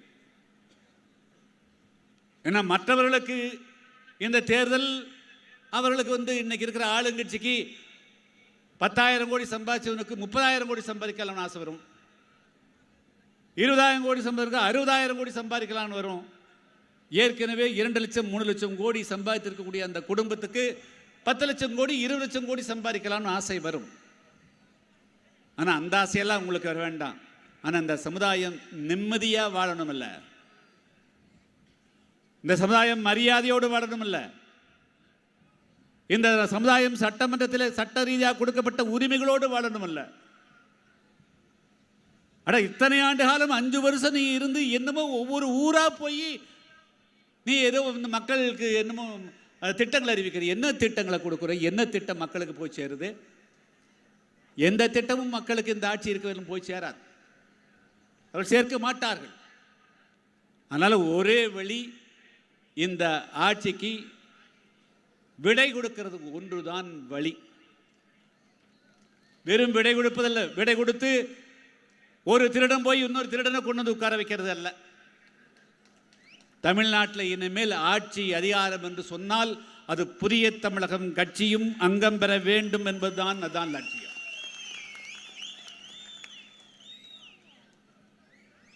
இந்த உணர்வு, இந்த ஒற்றுமை, இந்த வெறி ஒவ்வொரு தேவேந்திர சமுதாயத்தினுடைய உள்ளத்திலே வந்தால் ஒழிய இந்த சமுதாயத்துக்கு விடிவு காலம் வராது. எதற்காக கடந்த 9 மாத காலமாக நான் ஊர் ஊரா போனேன். எவ்வளவோ மாவட்ட செயலாளர்கள் தயங்கினார்கள். ஒரு நாள் நிகழ்ச்சியை ஏற்பாடு செய்யறது கூட அவ்வளவு யோசித்தாங்க. பல பேர் 10 கிராம் போடுவான், 5 கிராம் தான் ஏற்பாடு பண்ணுவோம், 5 கிராம் ஒழுங்காக பண்ண மாட்டாங்க. நான் சொன்னேன், நீ கிராமங்களில் இந்த நிகழ்ச்சியை மட்டும் ஏற்பாடு செய். மக்களை நான் சந்தித்து விட்டால் அந்த மக்கள் இந்த மாநாட்டிலே திரளாக கலந்து கொள்வார்கள். இன்னைக்கு கலந்துக்கிறாங்களா இல்லையா? இது தனிப்பட்ட முறையில் யாருடைய நன்மைக்கானதில்லை. ஒரு மிகப்பெரிய சமுதாயம் தன்னுடைய வலிமையை புரியாமல் பிரிந்து கிடக்கிறதுங்கிறது தான் என்னுடைய கவலை. நான் மதுரையில் ஏன் மாநாடு போட்டதுக்கு உண்டான வரலாற்று ஒன்று சொல்கிறேன். இப்போ 2026 இருக்கிறோம். ஏறக்குறைய சரியாக 50 வருடங்களுக்கு முன்பு, யாராவது 50 வருடங்களுக்கு முன்பு பல பேர் அப்போ 50 வருஷம் தாண்டினவங்க கொஞ்சம் பேர் தான் இருப்பீங்க. இதே மதுரையில் 1976ஆம் ஆண்டு நான் 4ஆம் ஆண்டு மருத்துவக் கல்லூரியில் பயின்று கொண்டிருந்த நேரம், நம்முடைய இளைஞர்கள் பெரியோர்கள் உன்னிப்பாக கேட்கணும். அப்பொழுது மற்றவர்களைப் போல நாம் எப்படியாவது படித்து மருத்துவராகிவிட்டு நம்முடைய குடும்பம் நம்முடைய வளர்ச்சி என்று இருந்து விடலாம் என்று நான் இருந்தல்ல. அப்பொழுதே தமிழ்நாட்டில் இருக்கக்கூடிய நம்முடைய மக்களுடைய அவநிலையெல்லாம் புரிந்து எல்லாருக்கும் ஒரு சமத்துவமான ஒரு நிலையை கொண்டு வரணும். ஏழை பணக்காரன் என்ற தாழ்வு நீங்கணும். பிறப்பிலே உயர்ந்தவன் தாழ்ந்தவன் என்ற நிலை மாறணும். அப்படி என்ற அந்த லட்சியத்திற்காக என்னை அர்ப்பணித்துக் கொண்டிருந்த காரணத்திற்காக அன்று பிரதமராக இருந்த அம்மையார் இந்திரா காந்தி அவர்கள் அவசர நிலை பிரகடனம் செய்திருந்தார். அது 1976ஆம் ஆண்டு நான் கைது செய்யப்பட்டு ஏறக்குறைய 9 மாதம் கழித்து 1977 தான் விடுதலை செய்யப்பட்டேன். அப்பொழுது என்னுடைய தாயார் தாமரை அம்மாள் அவர்கள் என்னை பார்ப்பதற்கு ஜெயிலுக்கு வந்திருந்தார். அவரை ஏறக்குறைய நான் 9 மாதத்தில் 1 மாதம் அவரை பார்க்க தவிர்த்து விட்டேன். என்று சொன்னால், நாம் ஒரு தாயாரை பார்க்கின்ற பொழுது நம்முடைய மனதிலே ஏதாவது ஒரு பலகீனம் ஏற்பட்டு விடும் என்பதற்காக நான் தவிர்த்தேன். 1 மாத காலம் இங்கேயே அவர் வருவார். இங்கே நம்மளுடைய நண்பர் ஒருத்தர் பொன்னுசாமி இருந்தார். அவருடைய வீட்டில் தங்கி தினமும் காலை சிறைச்சாலைக்கு வருவது, பார்க்காமல் போய்விடுது. சிறை அதிகாரிகள் எல்லாம் என்னிடத்தில் தொடர்ந்து பேசி அதுக்கு பிறகு என்னுடைய தாயார் சந்தித்தார். அப்பொழுது அவர் படிக்காதவர் தான் இருந்தாலும் கூட ஒரு கருத்தை மட்டும் என்று சொன்னார். இப்படி எல்லாம் சொல்கிறாங்க. இன்னும் அப்போல்லாம் பல பேர் அந்த 76ல் பல கட்சியை சேர்ந்தவர்களும் உள்ளே இருந்தாங்க. வருவாங்க, ஒரு 3 மாதம் கழித்து உடல் சரியில்லை, நான் மன்னிப்பு கேட்டு கடிதம் எழுதி கொடுத்துட்டு போயிடுவாங்க. என்னுடைய தாயார் ஒன்று சொன்னது, இது மாதிரியெல்லாம் சொல்கிறாங்க, எழுதி கொடுத்தா விட்டுருவாங்கன்னு, எந்த காரணத்தை கொண்டும் எழுதி மட்டும் கொடுத்து விடாது என்பது தான் என்னுடைய தாயார் சொன்னது. அந்த ஒரே வரிதான் கடந்த 50 ஆண்டு காலமாக என்னை வழிநடத்துகிறது.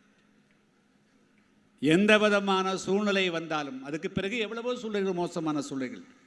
அதுக்கு பிறகு 1978 அதே மருத்துவக் கல்லூரி 5ஆம் வகுப்பு படிக்கிற போது 3 மாதம் ஊஞ்சலை படுகொலைக்கு நோட்டீஸ், விழுப்புரம் படுகொலைக்கு நோட்டீஸ் போட்டிருக்காங்க. அதுக்கு பிறகு எவ்வளவோ சிரமங்களை சந்தித்தோம். ஆனால் எந்த நேரத்திலையும் சுயநலத்தை முன்னாலே வைத்து, தன்னலத்தை முன்னாலே வைத்து இந்த மக்களை நான் காட்டி கொடுத்த வரலாறு கிடையாது, விட்டு கொடுத்த வரலாறே கிடையாது. மாஞ்சோலை தேயிலை தோட்ட தொழிலாளர்களுடைய பிரச்சனையில் ஒரே ஒன்று கோரிக்கை வச்சாங்க. குன்னூரில் அனைத்து தேயிலை தோட்ட தொழிலாளர்களுடைய முதலாளிகளுடைய கூட்டம் நடக்கிறது, நீங்கள் அதிலே கலந்து கொண்டு உங்களுடைய கருத்துக்களை வையுங்கள் என்று சொன்னார்கள். அந்த முதலாளிகளுடைய கூட்டத்துக்கு போனாலே தொழிலாளிகள் நம்பிக்கை இருந்து விடுவார்கள் என்பதற்காக நான் அந்த கூட்டத்தை கூட தவிர்த்தேன். அதுக்கு பிறகு பல்லாயிரக்கணக்கான பேரை உறுப்பினராக கொண்ட தமிழ்நாட்டில் தேயிலை தோட்ட லட்சக்கணக்கான பேர் நிரந்தர தொழிலாளர்கள் நம்முடைய புதிய தமிழகத்தில் இருந்தார்கள். ஒவ்வொரு சம்பள பேச்சுவார்த்தையின் பிறகும் அவர்கள் கடந்த காலங்களில் வெறும் 3 ரூபாய் 400 ரூபாய் தான் உயர்த்துவார்கள். ஆனால் நாம் தலையிட்ட பிறகுதான் அவர்களுக்கு 65 ரூபாயிலிருந்து 110 ரூபாயாக சம்பள உயர்வு வந்தது நம்முடைய புதிய தமிழகத்தினுடைய முயற்சியால் தான். அதேபோல் தான் தமிழ்நாட்டில் 1996 வரையிலும் இருந்த 1 லட்சம் கிராமங்களில் 60,000க்கு மேற்பட்ட கிராமங்களில் இரட்டை டம்ளர் இருந்தது. இதெல்லாம் இளைஞர்களுக்கு தெரியுமோ தெரியாது. கிராமங்களில் எந்த டீ கடையிலையும் நம்முடைய அப்பாமார்களை தாத்தாமார்களை உள்ளே அனுமதிக்க மாட்டார்கள். காசு கொடுத்தால் கூட உள்ளே விட மாட்டாங்க. வெளியே ஒரு சிரட்டை தேங்காய் தொட்டி இருக்கும், அல்லது ஒரு வலை மாதிரி வச்சுருப்பாங்க, அதுக்குள்ளே ஒரு கண்ணாடி டம்ளர் வச்சுருப்பாங்க. அந்த கிளாஸை எடுத்து குடிச்சிட்டு கழுவி அதிலே வச்சுட்டு போகணும். இந்த விஷயத்தை நான் சட்டமன்றத்தில் பேசி தமிழ்நாட்டில் இருக்கக்கூடிய கிராம இரட்டை டம்ளர் ஒழிக்கப்படவில்லை என்று சொன்னால் இரட்டை டம்ளர் உடைப்பு போராட்டம் நடைபெறும் என்று 1 மாத காலம் நடத்தினோம். இன்னும் புதிய தமிழகம் வெறும் தேர்தலுடைய வாக்கு வாங்குவது சட்டமன்ற உறுப்பினர் நாடாளுமன்ற உறுப்பினருக்காக அல்ல. இன்னைக்கு தமிழகத்தில் இருக்கக்கூடிய அனைத்து அரசியல் கட்சிகளிலுமே சாதனைகள் என்று சொன்னால் அது புதிய தமிழகம் கட்சிக்கு மட்டும்தான் சொந்தம். எந்த பிரச்சனையை திமுக உங்களுக்கு முடிச்சு கொடுத்துருக்கிறான், எந்த பிரச்சனையை அண்ணா திமுக முடிச்சு கொடுத்தான், எந்த பிரச்சனையை காங்கிரஸ் கம்யூனிஸ்ட் முடித்தான், எந்த பிரச்சனை கம்யூனிஸ்ட் முடிச்சு கொடுத்தான். உங்களுடைய பிரச்சனைகள் ஏதாவது ஒரு தீர்வு வந்திருக்கிறது சொன்னால் அது புதிய தமிழகம் கட்சியால் மட்டும்தான் அந்த தீர்வு வந்திருக்க முடியும். வேறு யாரும் சொல்ல முடியாது. இந்த பிரச்சனையை நாங்கள் தான் தலையிட்டோம் தீர்த்து வச்சோம் என்று எந்த கட்சிக்காரரும் சொல்ல முடியாது. சிவகங்கை மாவட்டம் கண்டதேவியிலே தேர்விடம் பிடித்து இழுப்பதற்கு நம்முடைய தேவேந்திர சமுதாயத்தை சேர்ந்தவர்கள் ஆதரவாளர்களும் அனுமதிக்கப்படவில்லை என்பதை தெரிந்த பிறகு சென்னை உயர்நீதிமன்றத்தில் வழக்கு தொடர்ந்து எல்லா சாதியை சார்ந்தவர்களும் தேர்விடம் பிடித்து இழுக்கலாம் என்ற உத்தரவை பெற்றுக் கொடுத்தது புதிய தமிழகம் கட்சி. 10 ஆண்டு காலம் போராடினோம். போற போதெல்லாம் அதை எடுக்க மாட்டாங்க, மூடிடுவாங்க. எத்தனையோ தடவை இங்கே மதுரையிலிருந்து திருச்சியிலிருந்து போகிற போது இடையில கை செஞ்சிருவாங்க. ஆனால் இப்பொழுது 20 வருடங்களுக்கு பிறகு இன்னைக்கு கண்டதேவியில் தேவேந்திர சமுதாயமும் சேர்ந்து தேரெடுத்த அந்த தேர் ஓடுது. அப்போ தொடர்ச்சியான போராட்டம், ஒரு லட்சியம், குறிக்கோள் எதுவுமே இல்லாமல் வெறும் சாதி என்று சொல்லி மட்டுமே எதையும் சாதிக்க முடியாது. நீங்கள் எதையாவது சாதிக்க வேண்டும் என்று சொன்னால் சாதியை அரசியலாக மாற்றினால் மட்டும்தான் வெற்றி பெற முடியுமே தவிர வெறும் சாதியாக வெற்றி பெற முடியாது. அதை உங்களை பயன்படுத்தி கொள்ளுவார்கள். வேலி இல்லாத பயிரை போல ரோட்டில் போகிற ஆடு மாடெல்லாம் அது மேய்ஞ்சிட்டு போயிடும். இந்த சமுதாயத்துக்கு ஒரு பாதுகாப்பு வேணும், இந்த சமுதாயத்துக்கு ஒரு விடிவு காலம் வேணும், உங்களுடைய பிள்ளைகள் முன்னேறணும், உண்மையிலேயே நீ சமத்துவத்தை விரும்புகிறாய் என்று சொன்னால் நீ வெறும் தேவேந்திர சமுதாயமாக இருக்காத, புதிய தமிழகமாக இருக்கு. ரெண்டே தான் நீ மனசில் வச்சுக்கணும். சமுதாயம் என்று சொன்னால் தேவேந்திர குலம், அரசியல் என்று சொன்னால் புதிய தமிழகம். இந்த 2 ஆயத்தை மட்டும் 2 மட்டும் வச்சுக்கோ. இதுதான் 2 கண்கள். இந்த 2 இருந்தால் உன்னை யாராலும் வெல்ல முடியாது, யாராலும் வெல்ல முடியாது. எனவே இதைத்தான் இதை எங்களிடத்தில் சொல்லுவதற்காகத்தான் இதெல்லாம் ஒன்னா கூட்டி சொல்லணும். எதுக்காக உலக தேவேந்திரர்கள் ஒருங்கிணைப்பு என்று சொன்னோம்?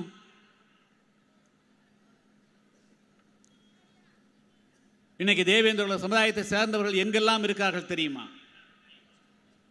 தமிழ்நாட்டில் கூடிய வடக்கில் இருக்கக்கூடிய 2-3 மாவட்டங்களை தவிர பெரும்பாலான மாவட்டங்களை பரவி இருக்கிறார்.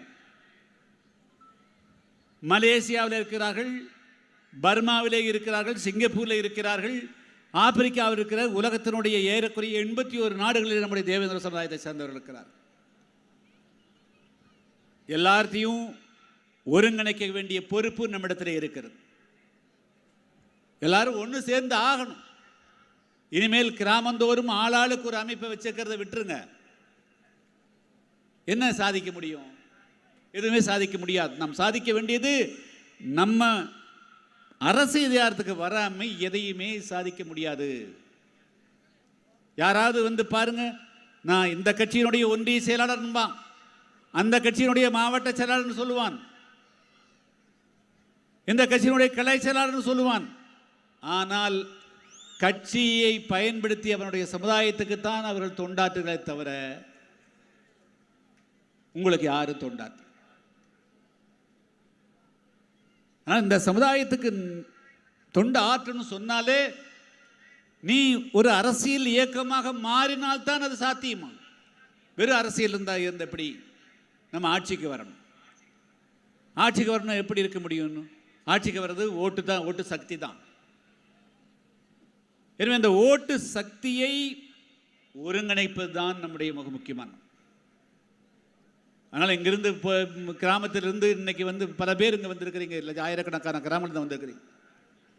நாளையிலிருந்தே 2 விதமான கருத்துக்கள் எந்த கிராமத்திலும் வரக்கூடாது. இந்த கூட்டணி அந்த கூட்டணி எந்த எதுவும் பேசாத. புதிய தமிழகம் எதில் இடம்பெறுதோ அதுதான் வெற்றி பெறக்கூட கூட்டணி ஆக போகுது. வேற என்னதுக்கு இருக்கு? கடந்த காலத்தில் தவறாக நம்முடைய தாய்மார்களும் புரிந்து நாம் அந்த கூட்டணி போயெல்லாம் வெற்றி, இந்த கூட்டணி வெற்றி பெறணும் அப்படித்தான் எல்லாம் சொன்னாங்க. 2019ஆம் ஆண்டு நாடாளுமன்ற தேர்தலில் தென்காசியில் நான் உங்களுக்கு தெரியும் கூட்டணியில் போட்டியிட்டோம். இதையெல்லாம் நம்முடைய தாய்மார்கள் தெரிஞ்சுக்கணும். அது சரஸ்வதி சொன்னது. 2019 என்னாச்சு? ஒரு 6 வருஷத்துக்கு முன்னாடி எல்லாரும் சொன்னாங்க, ஐயா நம்ம தனி சின்னம் வேண்டாம், அந்த சின்னத்தில் போட்டியிட்டா ஈஸியாக எல்லாரும் ஓட்டெல்லாம் குவிச்சிருவாங்க, கொட்டிடுவாங்க. நான் பலமுறை சொன்னேன், அப்படியெல்லாம் செய்ய வேண்டாம். நம்முடைய கட்சி இத்தனை வருஷமாக நடக்குது, நமக்கு ஒரு அடையாளம் உண்டு. 30 வருஷமாக பல கோடீஸ்வரர்களோட கட்சியை துவங்கினார்கள். மந்திரியாக இருந்தவங்க, எம்பியாக இருந்தவங்க, மத்திய அமைச்சராக இருந்தாலும் கட்சியை தொடங்கினா ஒரு தேர்தலோடு ஓடிட்டாங்க. ஆனால் 30 வருஷமாக அந்த கட்சியை வந்து உங்களுக்கு வழிநடத்திருக்கிறேன். காரணம் என்ன? நம்முடைய பார்வை தெளிவானது. நாம் உண்மையாக இருக்கிறோம். நாம் நிச்சயம் வெற்றி, இன்றையில் நாளைக்கு வெற்றி பெறுவோம்னு சொன்னோம். அதனால தான் அந்த தனி சின்னத்திலேயே போட்டியிடுன்னு சொன்னோம்.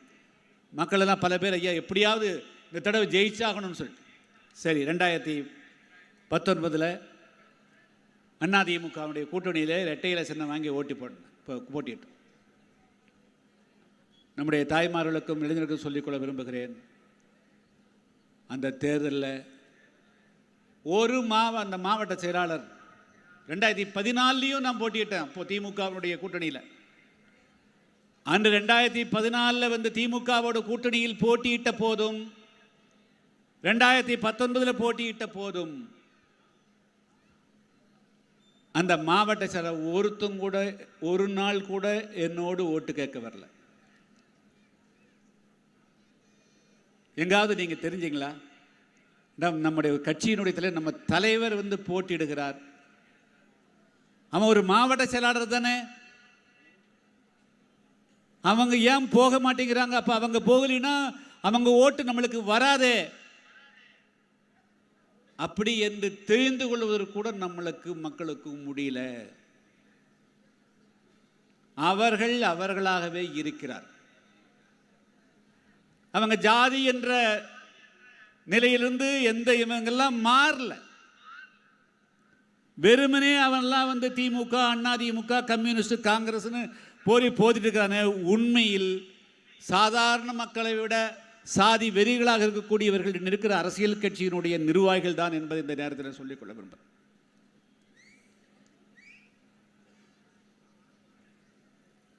நீங்க எத்தனை பேர் நம்முடைய மற்ற எல்லா கட்சிக்காரரும் வந்தா நீங்க போய் ஆரத்தி எடுக்கிறீங்க? நானும் கூட்டணியிலே திமுக கூட்டணி அண்ணா திமுக மாறி மாறணும். ஒரு இடத்துல அந்த சமுதாயத்தை சார்ந்தவர்கள் யாராவது ஒருத்தர் ஆரத்தி எடுக்க சொல்லு. அப்ப அவர்கள் தீண்டாமை பார்க்கிறார்களா இல்லையா? வேறுபாடு காட்டுகிறார்களா இல்லையா? நம்மை பிரித்து பார்க்கிறார்களா இல்லையா? நாம பிரித்து பார்க்கிறோம்? நாம பிரித்து பார்க்கறதில்லை. இதையெல்லாம் அந்த தலைமைகள் கட்டுப்படுத்துவதில்லை. அந்த தலைமைகள் இதையெல்லாம் அவர்களை கட்டுப்படுத்தக்கூடிய நிலைமையிலே இல்லை. வெறுமனே சமூக நீதி பேசுறான், வெறுமனே உண்மை முற்போக்கு பேசுறான். ஒருத்தங்க கூட முற்போக்காகவும் இல்லை, ஒரு சாதாரண சகோதரத்துவ அடிப்படையில் கூட கிடையாது. எனவே இத்தனை பிரச்சனைகளை எதிர்கொண்டுதான் இந்த அரசியல் கட்சியை நடத்தி வருகிறோம். இதுக்கு பத்தாம என்ன செய்யறான்? 2014 19 எங்கோ ஏதோ ஒரு சம்பவம் நடந்தாலும் உடனடியா கிருஷ்ணசாமியை தோக்கடிக்கணும் வர்றான்ப்பா. எங்கோ எந்த அந்த சம்பவத்துக்கும் நமக்கும் தொடர்பு கூடாது. அப்ப அவர்கள் யாரை குறி வைக்கிறாங்க? கிருஷ்ணசாமி வெற்றி பெறக்கூடாது, கிருஷ்ணசாமி வெற்றி பெற்றால் சட்டமன்றத்தில் இந்த சமுதாயத்துக்காக பேசுவார். கீழே அடிமைகளாக வைத்திருக்கக்கூடிய இந்த மக்கள், ஏழைகளாக இருக்கக்கூடிய மக்கள், இவங்க உயர்ந்துருவாங்க. இவன் தெரிஞ்ச நிமித்தி நடப்பான், நம்மளுக்கு கட்டுப்பட்டு நடக்க மாட்டான். அப்போ அவர்கள் என்ன எண்ணுகிறார்கள் என்பதை நீங்கள் புரியாமல் இருந்தால் நாங்கள் எத்தனை காலத்துக்கு நாங்கள் இப்படி பேச முடியும்? அதனால நம்முடைய தாய்மார்கள், தெய்வ சமுதாயத்தை சார்ந்தவர்கள், இனிமேலாவது மற்ற அரசியல் கட்சிகள் எப்படி நடந்து கொள்கிறார்கள் தேர்தலை பொறுத்த மட்டும் நான் சொல்ல விரும்புகிறேன். இனிமேல் இது பண்டம் மாற்று மாறுதான் இருக்கணுமே தவிர அதில் வேற எதுவும் வச்சக்கூடாது.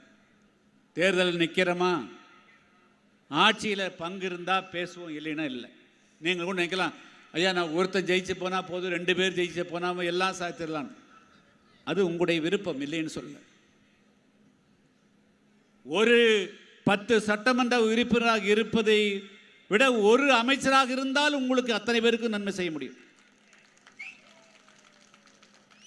நாம் ஒரு 15 சட்டமன்ற உறுப்பினராக வச்சுக்கோங்க. அந்த 15 சட்டமன்ற தொகுதியில் போய் அந்த தொகுதியில் இருக்கக்கூடியவர்களுக்கு அந்த கலெக்டர்கிட்ட என்னுடைய கிராமத்தில் என்னுடைய தொகுதி மக்களுக்கு செஞ்சு கொடுக்க தான் பெட்டிஷன் கொடுக்க முடியும். ஆனால் நாம் ஒரு அமைச்சராக வந்துட்டோம்னா அமைச்சர் போய் எந்த கலெக்டரும் பார்க்க வேண்டிய அவசியம் இல்லை. கலெக்டர் அமைச்சரை பார்க்க வருவார், தாசில்தார் அமைச்சரை பார்க்க வருவார், வரணும். எஸ்பி கலெக்டர் பார்க்க, அமைச்சரை பார்க்க வருவார், வரணும். எனவே இந்த அதிகாரம் உங்களுக்கு வேணுமா? இல்லை 100 ரூபா கொடுக்குறாங்க, 200 கொடுக்குறாங்க, 500 கொடுக்குறாங்க, 1000 கொடுக்குறாங்கன்னு ஓட்டை போட்டுட்டு 5 வருடங்களுக்கு ஓட்டாண்டியா இருக்கணுமா? அதனால நம்மை அவர்கள் வேறு விதத்திலே கணக்கு போடுவார். மாநாடு வேற இவ்வளவு பெரிய வெற்றிகரமாக அமைஞ்சிருச்சா? அதனால நம்முடைய கிராமங்களுக்கு நீ ரேட்டு கொஞ்சம் கூடும், ரேட்டு கொஞ்சம் கூடும். ஆனா அந்த மாதிரி ஒரு தவறு நடந்து விட்டால், நான்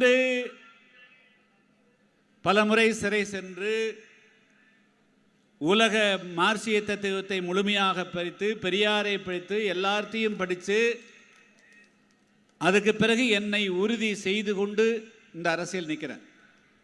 அது சியாமோ அல்லது இருக்கக்கூடிய எல்லோராலும் அப்படி இருக்க முடியும் என்று சொல்ல முடியாது.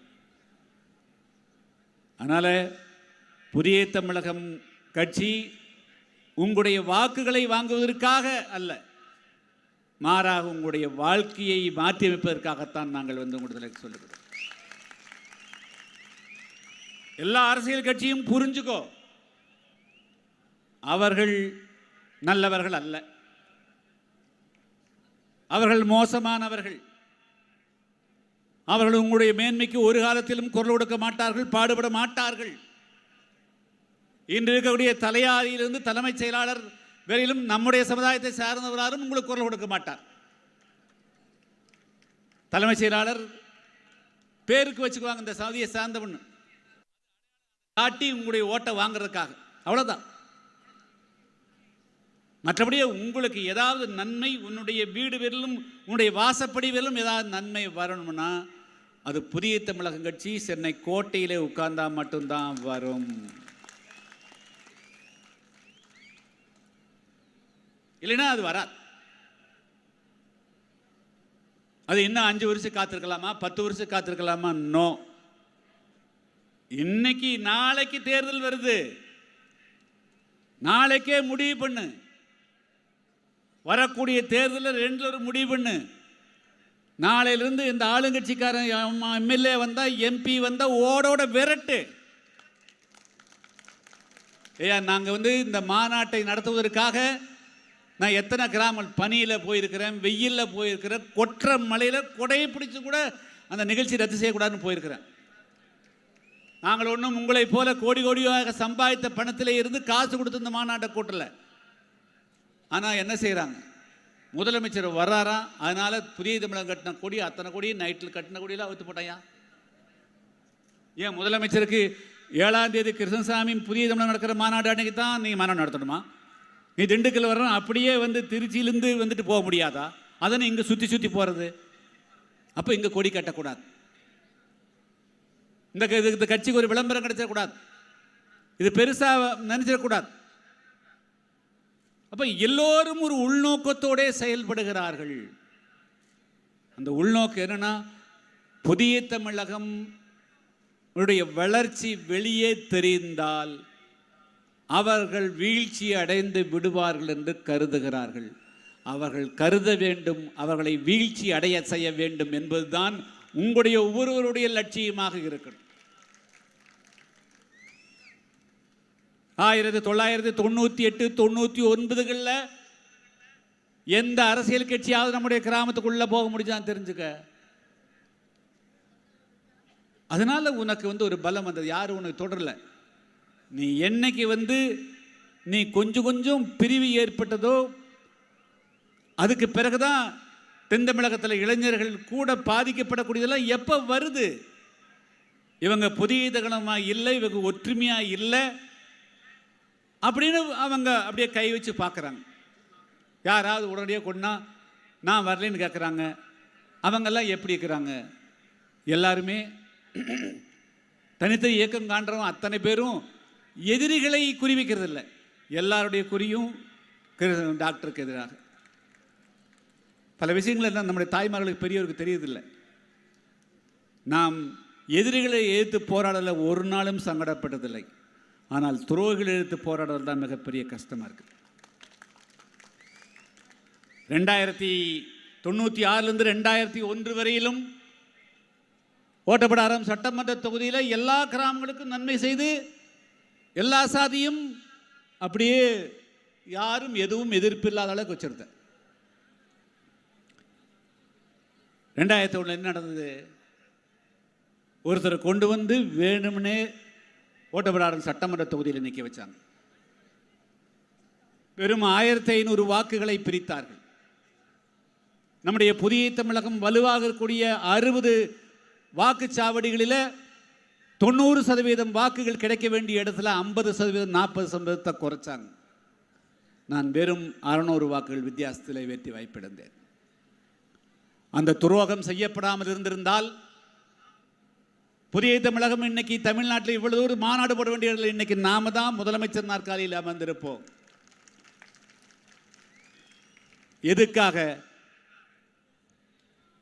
1994ஆம் ஆண்டு தூத்துக்குடியில் வெடிகுண்டு போட்டாங்க. உயிர் இறக்கம் திருவாயில் இருந்தவரை தூத்துக்குடியிலிருந்து கோயம்புத்தூர் கொண்டு போய் வச்சு 3 மாதம் நானும் டாக்டர் அம்மா 2 பேரும் சேர்ந்து ஒரு நாளைக்கு 3 மணி நேரம் ட்ரெஸ்ஸிங் போடுவோம். உயிரை காப்பாற்றி விட்டதுக்காகத்தான் அந்த தவறு. அதே போல 2011 2016 வரையிலும் அதே ஓட்டப்படாரம் சட்டமன்ற தொகுதியில் எல்லா சமுதாயத்துக்கும் சட்டமன்ற உறுப்பு நிதியை பிரித்து கொடுத்து சமமாத்தான் பண்ணிருந்தோம். எங்கேயோ யாரையோ வெட்டி கொண்டு தலையை கொண்டு தேவி சொல்ல வச்சான். அந்த சமுதாயத்துக்காரர்கள் எல்லாம் நம்மளுக்கு எதிராக ஓட்டு போட்டாங்க. இது யாரு பண்ணுறது? தெரியாதா? அந்த தொகுதி யாருன்னு தெரியாதா? உன்னுடைய பகையை அங்கே தான் காட்டணுமா? இது எல்லாம் ஏன் இந்த சமுதாயம் கண்டிக்க தவறுது? அதனால யார் சரியாக செய்கிறார்கள், யார் தவறாக செய்கிறாங்க, ரெண்டையும் பிரித்து பார்க்க தவறிவிட்டால் இந்த சமுதாயம் நேர முடியாது. அதனால சரியா செய்யக்கூடியவர்கள் சரி என்றும் தவறு செய்யக்கூடிய தவறு என்றும் கண்டித்தால் மட்டும்தான் இந்த சமுதாயம் தலை நிமிர முடியும். நான் யாருக்கும் இந்த அரசியல் துரோகம் பண்ணல. இந்த சமுதாயத்தின் தலைவர்களாக இருந்தவர்களை 93 94 குண்டர் சட்டத்தில் வச்சிருந்தாங்க. அன்று மலைச்சாமி என்பவர் ஹோம் செக்ரட்டரியாக இருந்தார். அவரை போய் பார்த்தா இவங்களெல்லாம் விடுதலை பண்ணி நாம் தான் அவர்களுக்கெல்லாம் குரல் கொடுத்தவர். எனக்காக யாரும் எந்த குரலும் கொடுத்தவர்கள் கிடையாது. இருந்தாலும் இந்த சமுதாயத்தினுடைய பெயரை சொல்லுகிறார்கள் என்பதற்காக நான் குரல் கொடுத்துக்கிறேன். ஆனால் அவர்கள் அதுக்கு 1% விசுவாசமாக நடந்து கொண்டார்களாக இல்லை. எதிரிகளுடைய கைக்கூறிகளாக மாறி நம்மை தோற்கடிப்பதற்கு தான் வந்தாங்களே தவிர, அது நம்முடைய டாக்டர் கிருஷ்ணசாமி தோற்பது மூலமாக இந்த சமுதாயம் தோற்கடிக்கப்படுகிறது, இந்த சமுதாயத்துடைய குரல் நசுக்கப்படுகிறது, இந்த சமுதாயத்துடைய வளர்ச்சி தடுக்கப்படுகிறதுங்கிறது அவங்களுடைய மனசுக்கு வரதில்லை. அதனால் இந்த தேர்தலில் கூட வரலாம், யாராவது ஒருத்தர் தயார் பண்ணுவாங்க. ஆனால் அதுக்கு அதை நீங்கள் தான் பார்த்துக்கணும். இந்த சமுதாயம் முன்னேறணும், இந்த சமுதாயம் வளரணும், இந்த சமுதாயத்துக்கு நீங்கள் மதிப்போடு மரியாதையோடு இந்த மண்ணில் வாழணும், உங்களுடைய பிள்ளைகள் நல்லா வளரணும்னு சொன்னால் இந்த தேர்தலை நான் எல்லாத்துக்கும் மீண்டும் கேட்டுக்கிறேன், எங்கேயும் ஒரு ஓட்டு 2 ஓட்டு கூட பிரிக்கூடாது. 1000 என்று சொன்னால் 1000ம் அது புதிய தமிழகமாக இருக்கணும். கூட்டணி விட்டு அப்புறம் பேசுவோம். நான் இப்போ சொல்கிறேன், நீங்கள் சரியாக இருந்தீங்கன்னா ஏறக்குறைய 15-20 சட்டமன்ற தொகுதிகளை புதிய தமிழகம் தனித்து நின்றே வெற்றியை ஈட்ட முடியும் என்பதை நான் சொல்லிக்கொள்ள விரும்புகிறேன். வேற எதுவுமே செய்ய வேண்டாம். நம்முடைய வாக்கு பலம் அவ்வளவு இருக்கிறது. பொது தொகுதியிலேயே வெற்றி பெறுவதற்கு நாம் வெற்றி பெற வைக்கிறேன். ஆனால் நீங்கள் சரியா இருக்கும்.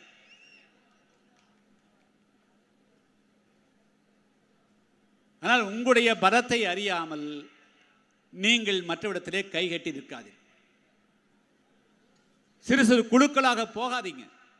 அது உங்களுக்கு பாதிப்பை உண்டாக்கும்.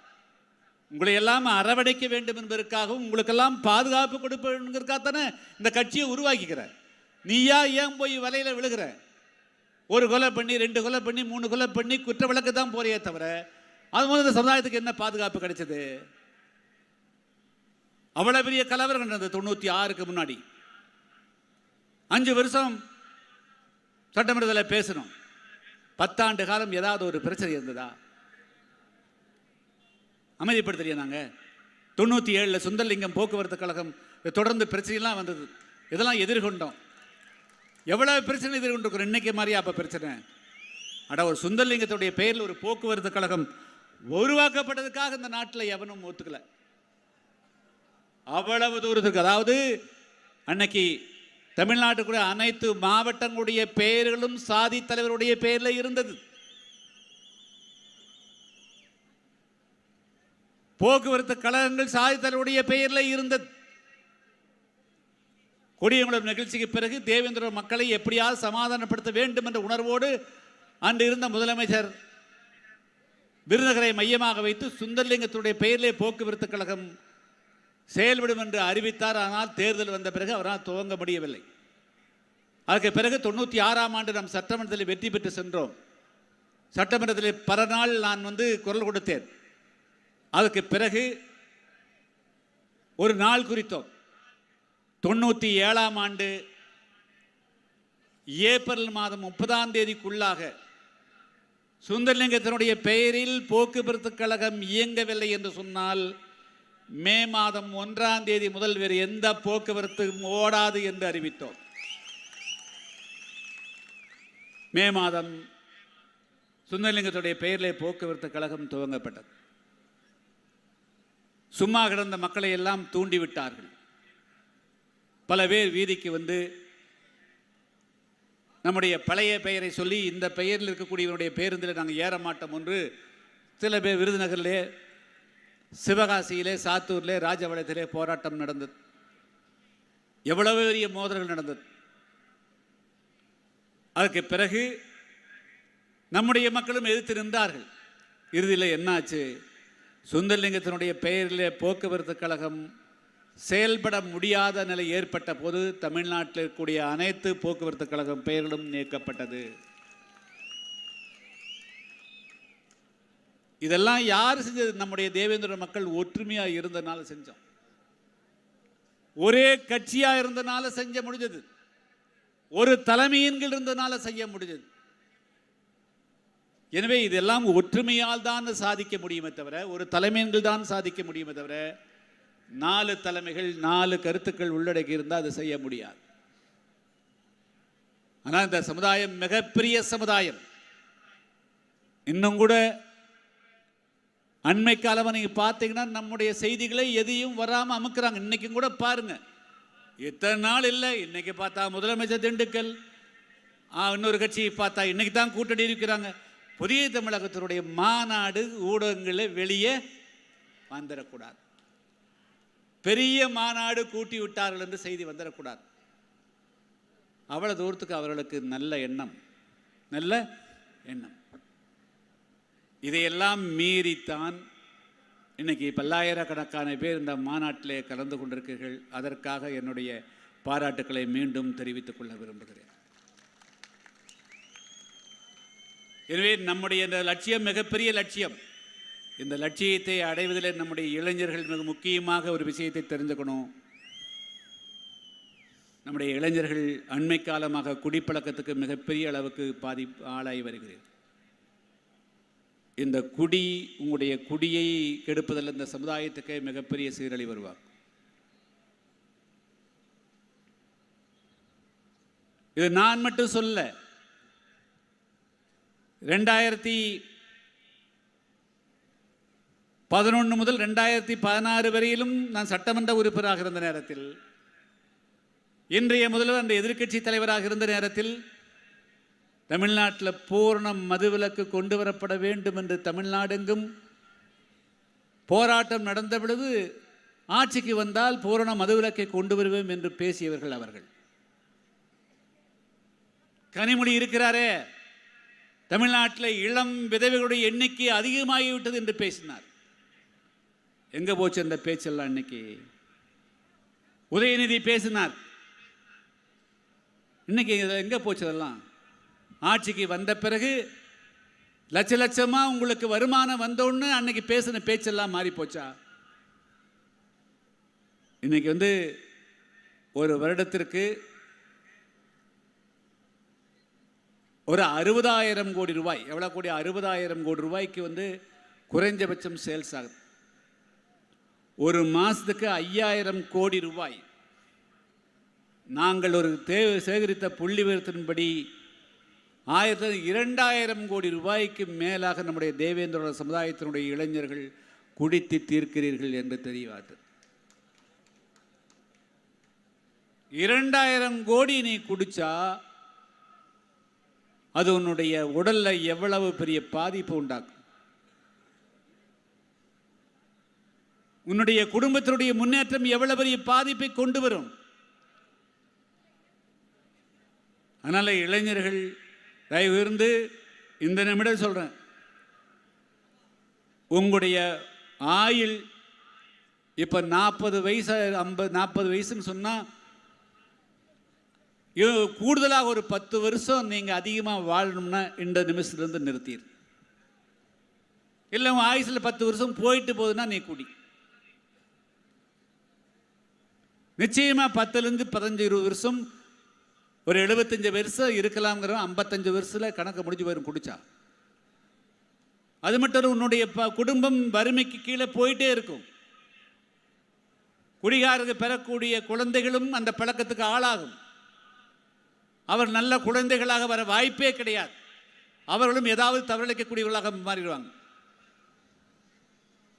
இன்னைக்கு தமிழ்நாட்டில் இப்போ உங்களுக்கு தெரியும், கடந்த 3ஆம் தேதி இன்னைக்கு தேதி 4 நாளைக்கு முன்னாடி லத்தீன் அமெரிக்க நாடுகளிலான வெனிசுலா நாட்டில் நிக்கோலஸ் அப்படிங்கிற அதிபர், மதுரோ அப்படிங்கிற அதிபர் மேலே ஒரு குற்றச்சாட்டு வந்தது. அவர் போதை பழக்க வழக்கங்களை அல்லது போதைப் பொருட்களை அமெரிக்காவுக்கு கடத்துகிறார், அதனால் அமெரிக்காவில் பல பேர் உயிரிழக்கிறார்கள் என்று.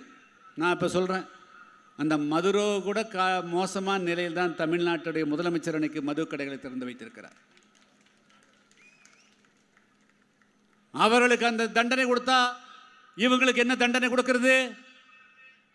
நீ குடிக்கிறியா, உன் பிள்ளை குடிக்கிறானா, உன் பேர பிள்ளை குடிக்கிறானா? குடிக்கிறது எங்களுடைய பிள்ளைகளும் எங்களுடைய பெற்றோர்களும் தானே குடிக்கிறாங்க.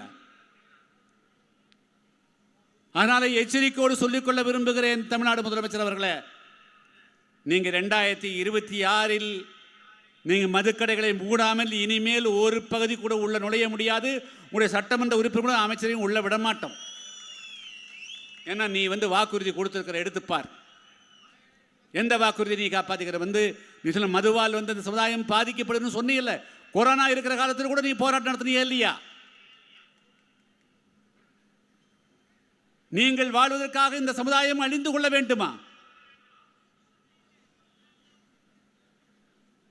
எதற்காக இந்த மதுக்கடைகளை திறந்து வைத்திருக்கிறீர்கள்? ஆயிரக்கணக்கான கிராமங்களில் நம்முடைய தேவேந்திர சமுதாயத்தை தாய்மார்கள் மட்டுமல்ல, 2024 நாடாளுமன்ற தேர்தலில் கிராமங்கள் தோறும் செல்லுகின்ற பொழுது பெண்கள் எல்லாம், அது எல்லா சமுதாயத்தை சார்ந்தவர்களும் எல்லாரும் ஒரே குரல், மதுக்கடைகளை மூடுங்கள் என்பதுதான். இத்தனை பெண்கள் மதுக்கடைகள் மதுவுக்கு எதிராக குரல் கொடுக்கின்ற பொழுது உன்னுடைய குடும்பத்துடைய நலன் ஒன்று மட்டும்தான் உனக்கு முக்கியமா? உலகத்தில் இதுபோல எத்தனையோ ஆட்சியாளர் இருந்திருக்கிறார்கள், அவர்கள் இருந்த இடம் தெரியாமல் போயிருக்கிறார்கள். அதே போன்ற நிலை தான் உனக்கு வரும். இன்னைக்கு இருக்கிற திமுக பல காரணங்களுக்காக இந்த கட்சி தோற்கடிக்கப்படணும். இவங்க என்னெல்லாம் பேசி ஆட்சிக்கு வந்தாங்க? 2019ஆம் ஆண்டு நாடாளுமன்ற தேர்தலில் என்ன பேசினாங்க? எங்களுக்கு நீங்கள் எல்லாம் நாடாளுமன்ற தேர்தலில் ஓட்டு போடுங்கள், வந்தவுடன் நீட் தேர்வை ஒழிப்போம் என்று சொன்னார்கள். நான் கூட நீட் தேர்வுக்காக ஆதரவு கொடுத்த போது நம்முடைய சமுதாயத்தை சேர்ந்தவர்கள் கூட, ஐயா ஏன் நீட் தேர்வை எதிர்க்கிறீர்கள் என்று சொன்னீர்கள் சொன்னார்கள். அப்படி கேட்டிருக்கிறாங்க, எல்லாரும் ஆதரிக்கிறாங்க, நீங்கள் எதுக்குறீங்கன்னு. நான் இன்னைக்கு கேட்குறேன், இந்த நீட் தேர்வு வந்ததுனால நம்முடைய ஏழை பிள்ளைகள் படித்து இன்னைக்கு மருத்துவர் ஆகலையா?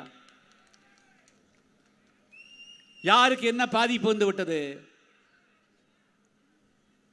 நான் பல நேரங்களில் நான் சொல்லுகின்ற பொழுது நம்முடைய சமுதாயத்தை சார்ந்த நம்முடைய இளைஞர்கள் பெரியவர்கள் கூட புரிந்து கொள்வதே இல்லை. அதே மாதிரி தான் உள்ளிடுக்கீடு வந்த போது கூட ஏன் அவங்களுக்கு 3% கொடுக்கறதே தலைவரை எதிர்க்கிறாருன்னா நம்முடைய அரசாங்கத்தினுடைய ஊழியர்களே நம்மளை கேட்டான் புரிஞ்சுக்காம, டேய் நான் 3% எதுக்கலீடா, மீதி இருக்கிற 15% அவனுக்கே கொடுக்கறதுக்கு ஒரு சட்டம் போட்டிருக்கிறான்டா, முன்னுரிமை ப்ரிஃபரன்ஸ் என்ற அடிப்படையில். அதை எப்பொழுது புரிந்து கொள்கிறார்கள்? இப்பொழுதுதான் புரிந்து கொண்டு வருகிறார்கள். திமுக அந்த கடந்த இத்தனை 10 வருஷத்தில் சொன்ன ஏதாவது ஒன்று உண்மையா இருந்துக்க சொல்லுங்க. நீட் தேர்வை ரத்து பண்ணணும்னு சொன்னையே, ஆட்சிக்கு பண்ணியா? 40 நாடாளுமன்ற உறுப்பினர்கள் இருந்தாங்களே, நீங்கள் நாடாளுமன்றத்தில் குரல் கொடுத்து என்ன செஞ்சீங்க? ஆட்சிக்கு வந்தவுடன் முதல் கையெழுத்து போடணும்னு சொன்னியா இல்லையா?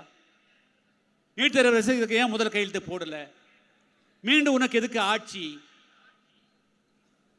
எல்லாம் கடைசியா இந்த எஸ்ஐஆர் ஸ்பெஷல் இன்டென்சிவ் ரிவிஷன், இந்த சிறப்பு தீவிர வாக்காளர் திருத்தம் கூட, இது கூட மத்திய அரசு எல்லாருடைய வாக்காளருடைய எல்லாம் ஒழிச்சு போடுவாங்கன்னு பொய் பிரச்சாரம். எல்லாமே பொய் பிரச்சாரம், எதுவும் உண்மை பேசுறதே கிடையாது. எத்தனை பேருடைய வாக்காளருடைய உண்மையான வாக்காளருடைய பெயர் நீக்கிக்கிறாங்க. அப்போ இந்த திமுக தங்களுடைய சுயநலத்துக்காக எல்லா காரியம் தப்பு பண்றோம். அதே மாதிரி தான் எங்கள் திருப்பரங்குன்றம் அது முருகனுடைய இருப்பிடம், முருகனுடைய இருப்பிடம்.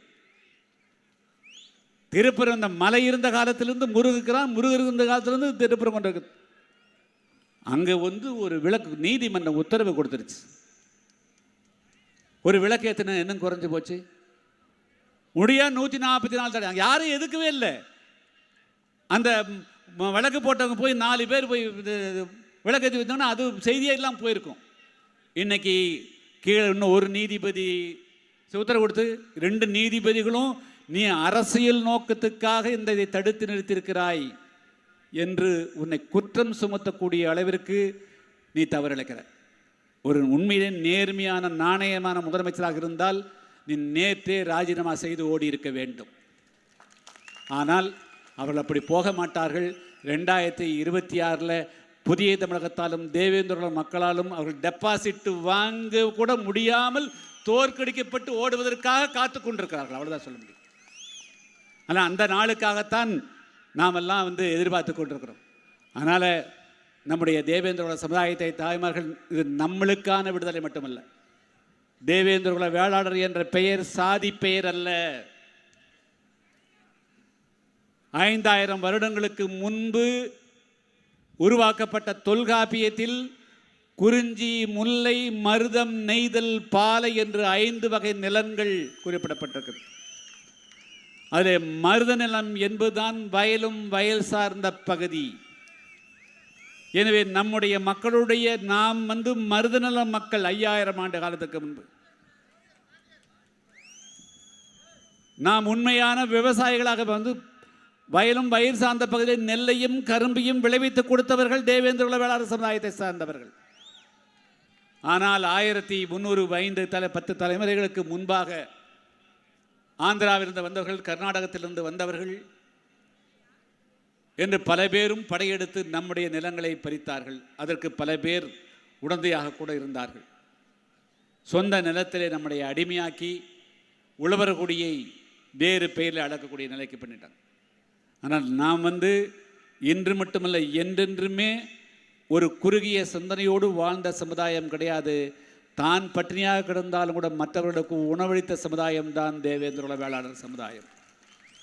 எனவே இப்பொழுது கூட இந்த 2026 நம்முடைய தேவேந்திர மக்கள் ஒன்றுபட்டு ஆட்சி மாற்றத்தை கொண்டு வருவதன் மூலமாக தமிழ்நாட்டுக்கு ஒரு விடிவு காலம் வரப்போகிறது என்பதை இந்த நேரத்தில் சொல்லிக்கொள்ள விரும்புகிறேன். எனவே நீங்கள் கிராமங்களுக்கு சென்று எல்லா இடத்திலும் எடுத்து சொல்லுங்க, புதிய தமிழகமும் தேவேந்திர வேளாளர் என்ற பெயரே இது ஒரு குறிப்பிட்ட குறுகிய நோக்கத்தோடு வரக்கூடிய கிடையாது. இது உழைப்பாளிகளுடைய ஒரு அடையாளம், உழவனுடைய அடையாளம், பொது நோக்கினுடைய அடையாளம். எனவே அனைத்து மக்களுக்கும் குரல் கொடுக்கக்கூடியவர்கள் தான் தேவேந்திர வேளாளர்கள். அனைத்து மக்களுக்கும் ஒரு கொடையாக இருந்தால் அந்த சமுதாயம் பாதுகாத்திருக்குது. ஏன்னா கடந்த காலங்களில் 5000 வருடங்களுக்கு முன்பு இருந்த ஒரே தொழில் வேளாண்மை. அந்த வேளாண்மையை செய்த ஒரே சமுதாயம் தேவேந்திர வேளாளர் சமுதாயம். எனவே காலங்காலமாக இந்த மண்ணினுடைய மூத்த குடிமக்களாக இருந்தவர்கள் இடைப்பட்ட காலத்தில் நாம் ஒரு பின்னடைவை சந்திருக்கிறோம். அது நம்முடைய பலத்தை அறியாத காரணத்தால் பின்னடைவை சந்தித்தோம். இப்பொழுது இந்த பலத்தை நீங்கள் புரிந்து கொள்ளுங்கள் என்பதுதான் என்னுடைய வேண்டுகோள். எனவே இதுவரையிலும் இந்த இடைப்பட்ட காலத்தில் பல அமைப்புகளாக, பல அரசியல் கட்சிகளில் சுயநலத்தோடு அல்லது சொல்ல மாட்டேன், அறியாமல் பல இயக்கங்களிலே நீங்கள் அடைக்கலமாயிருப்பீர்கள். எல்லோரும் அதிலிருந்து நீங்கள் எல்லாம் விடுதலை செய்து கொண்டு இன்று முதல் சமுதாயமாக தேவேந்திர வேளாளராக இருந்திட வேண்டும் என்றும் அரசியல் கட்சியாக புதிய தமிழகமாக இருந்திட வேண்டும் என்றும் கேட்டு 2026 புதிய தமிழகம் வெல்லட்டும், வெல்லும், வென்றாக வேண்டும் என்ற உணர்வோடு இன்றிருந்தே நீங்கள் நம்முடைய புதிய தமிழகம் கட்சியினுடைய அனைத்து நிர்வாகிகளும் உங்களுடைய களப்பணியை துவங்கிக் கொள்ளுங்கள் என்று கேட்டுக்கொண்டு நான் பொங்கலுக்கு பிறகு மீண்டும் என்னுடைய சுற்றுப்பிரயாணத்தை துவக்குவேன். உங்களுடைய கிராமத்துக்கு வருவேன். என்னுடைய வேண்டுகோளை ஏற்று பல கிராமங்களிலிருந்து தாய்மார்கள் இந்த நிகழ்ச்சியை மிக சிறப்புற செய்திருக்கிறீர்கள். உங்கள் அனைவருக்கும் நெஞ்சார்ந்த நன்றியை கூறி இந்த மாநாட்டினுடைய மிக முக்கியமான நோக்கங்களான நம்முடைய தமிழ்நாட்டுடைய எந்த பகுதியில் இந்தியாவுடைய இன்னும் முக்கியமான ஒன்று இருக்குது, எந்த பகுதியில் இருந்தாலும் அனைவரும் பற்றோடு பாசத்தோடு, உங்களுக்குள்ள எந்த விதமான பாகுபாடும் வரக்கூடாது, சண்டை சச்சரவுகள் வரக்கூடாது. அது குடும்பத்துக்குள்ளேயும் சண்டை வரக்கூடாது, வீதிக்குள்ளேயும் சண்டை வரக்கூடாது, ஊருக்குள்ளேயும் சண்டை வரக்கூடாது, கோயிலை வச்சும் சண்டை வரக்கூடாது, சாக்கடை வச்சும் சண்டை வரக்கூடாது, கொடுக்கல் வாங்கலையும் சண்டை வரக்கூடாது, எதுலேயும் எந்த விதமான சண்டைகளும் வரக்கூடாது. இப்பொழுது நாம் மதுரையை மையமாக வைத்து உலக தேவேந்திர வேளாளர்கள் ஒருங்கிணைப்பு மையம் என்ற ஒரு அமைப்பை துவங்க போகிறோம். இதன் மூலமாக எல்லா கிராமம் இருக்கக்கூடிய நம்முடைய தேவேந்திர மக்களும் இனிமேல் இந்த மையத்திலே தங்களை இணைத்துக்கொள்ள வேண்டும். ஆளாளுக்கு ஒரு பெயரில் செயல்பட நிறுத்திடுங்க.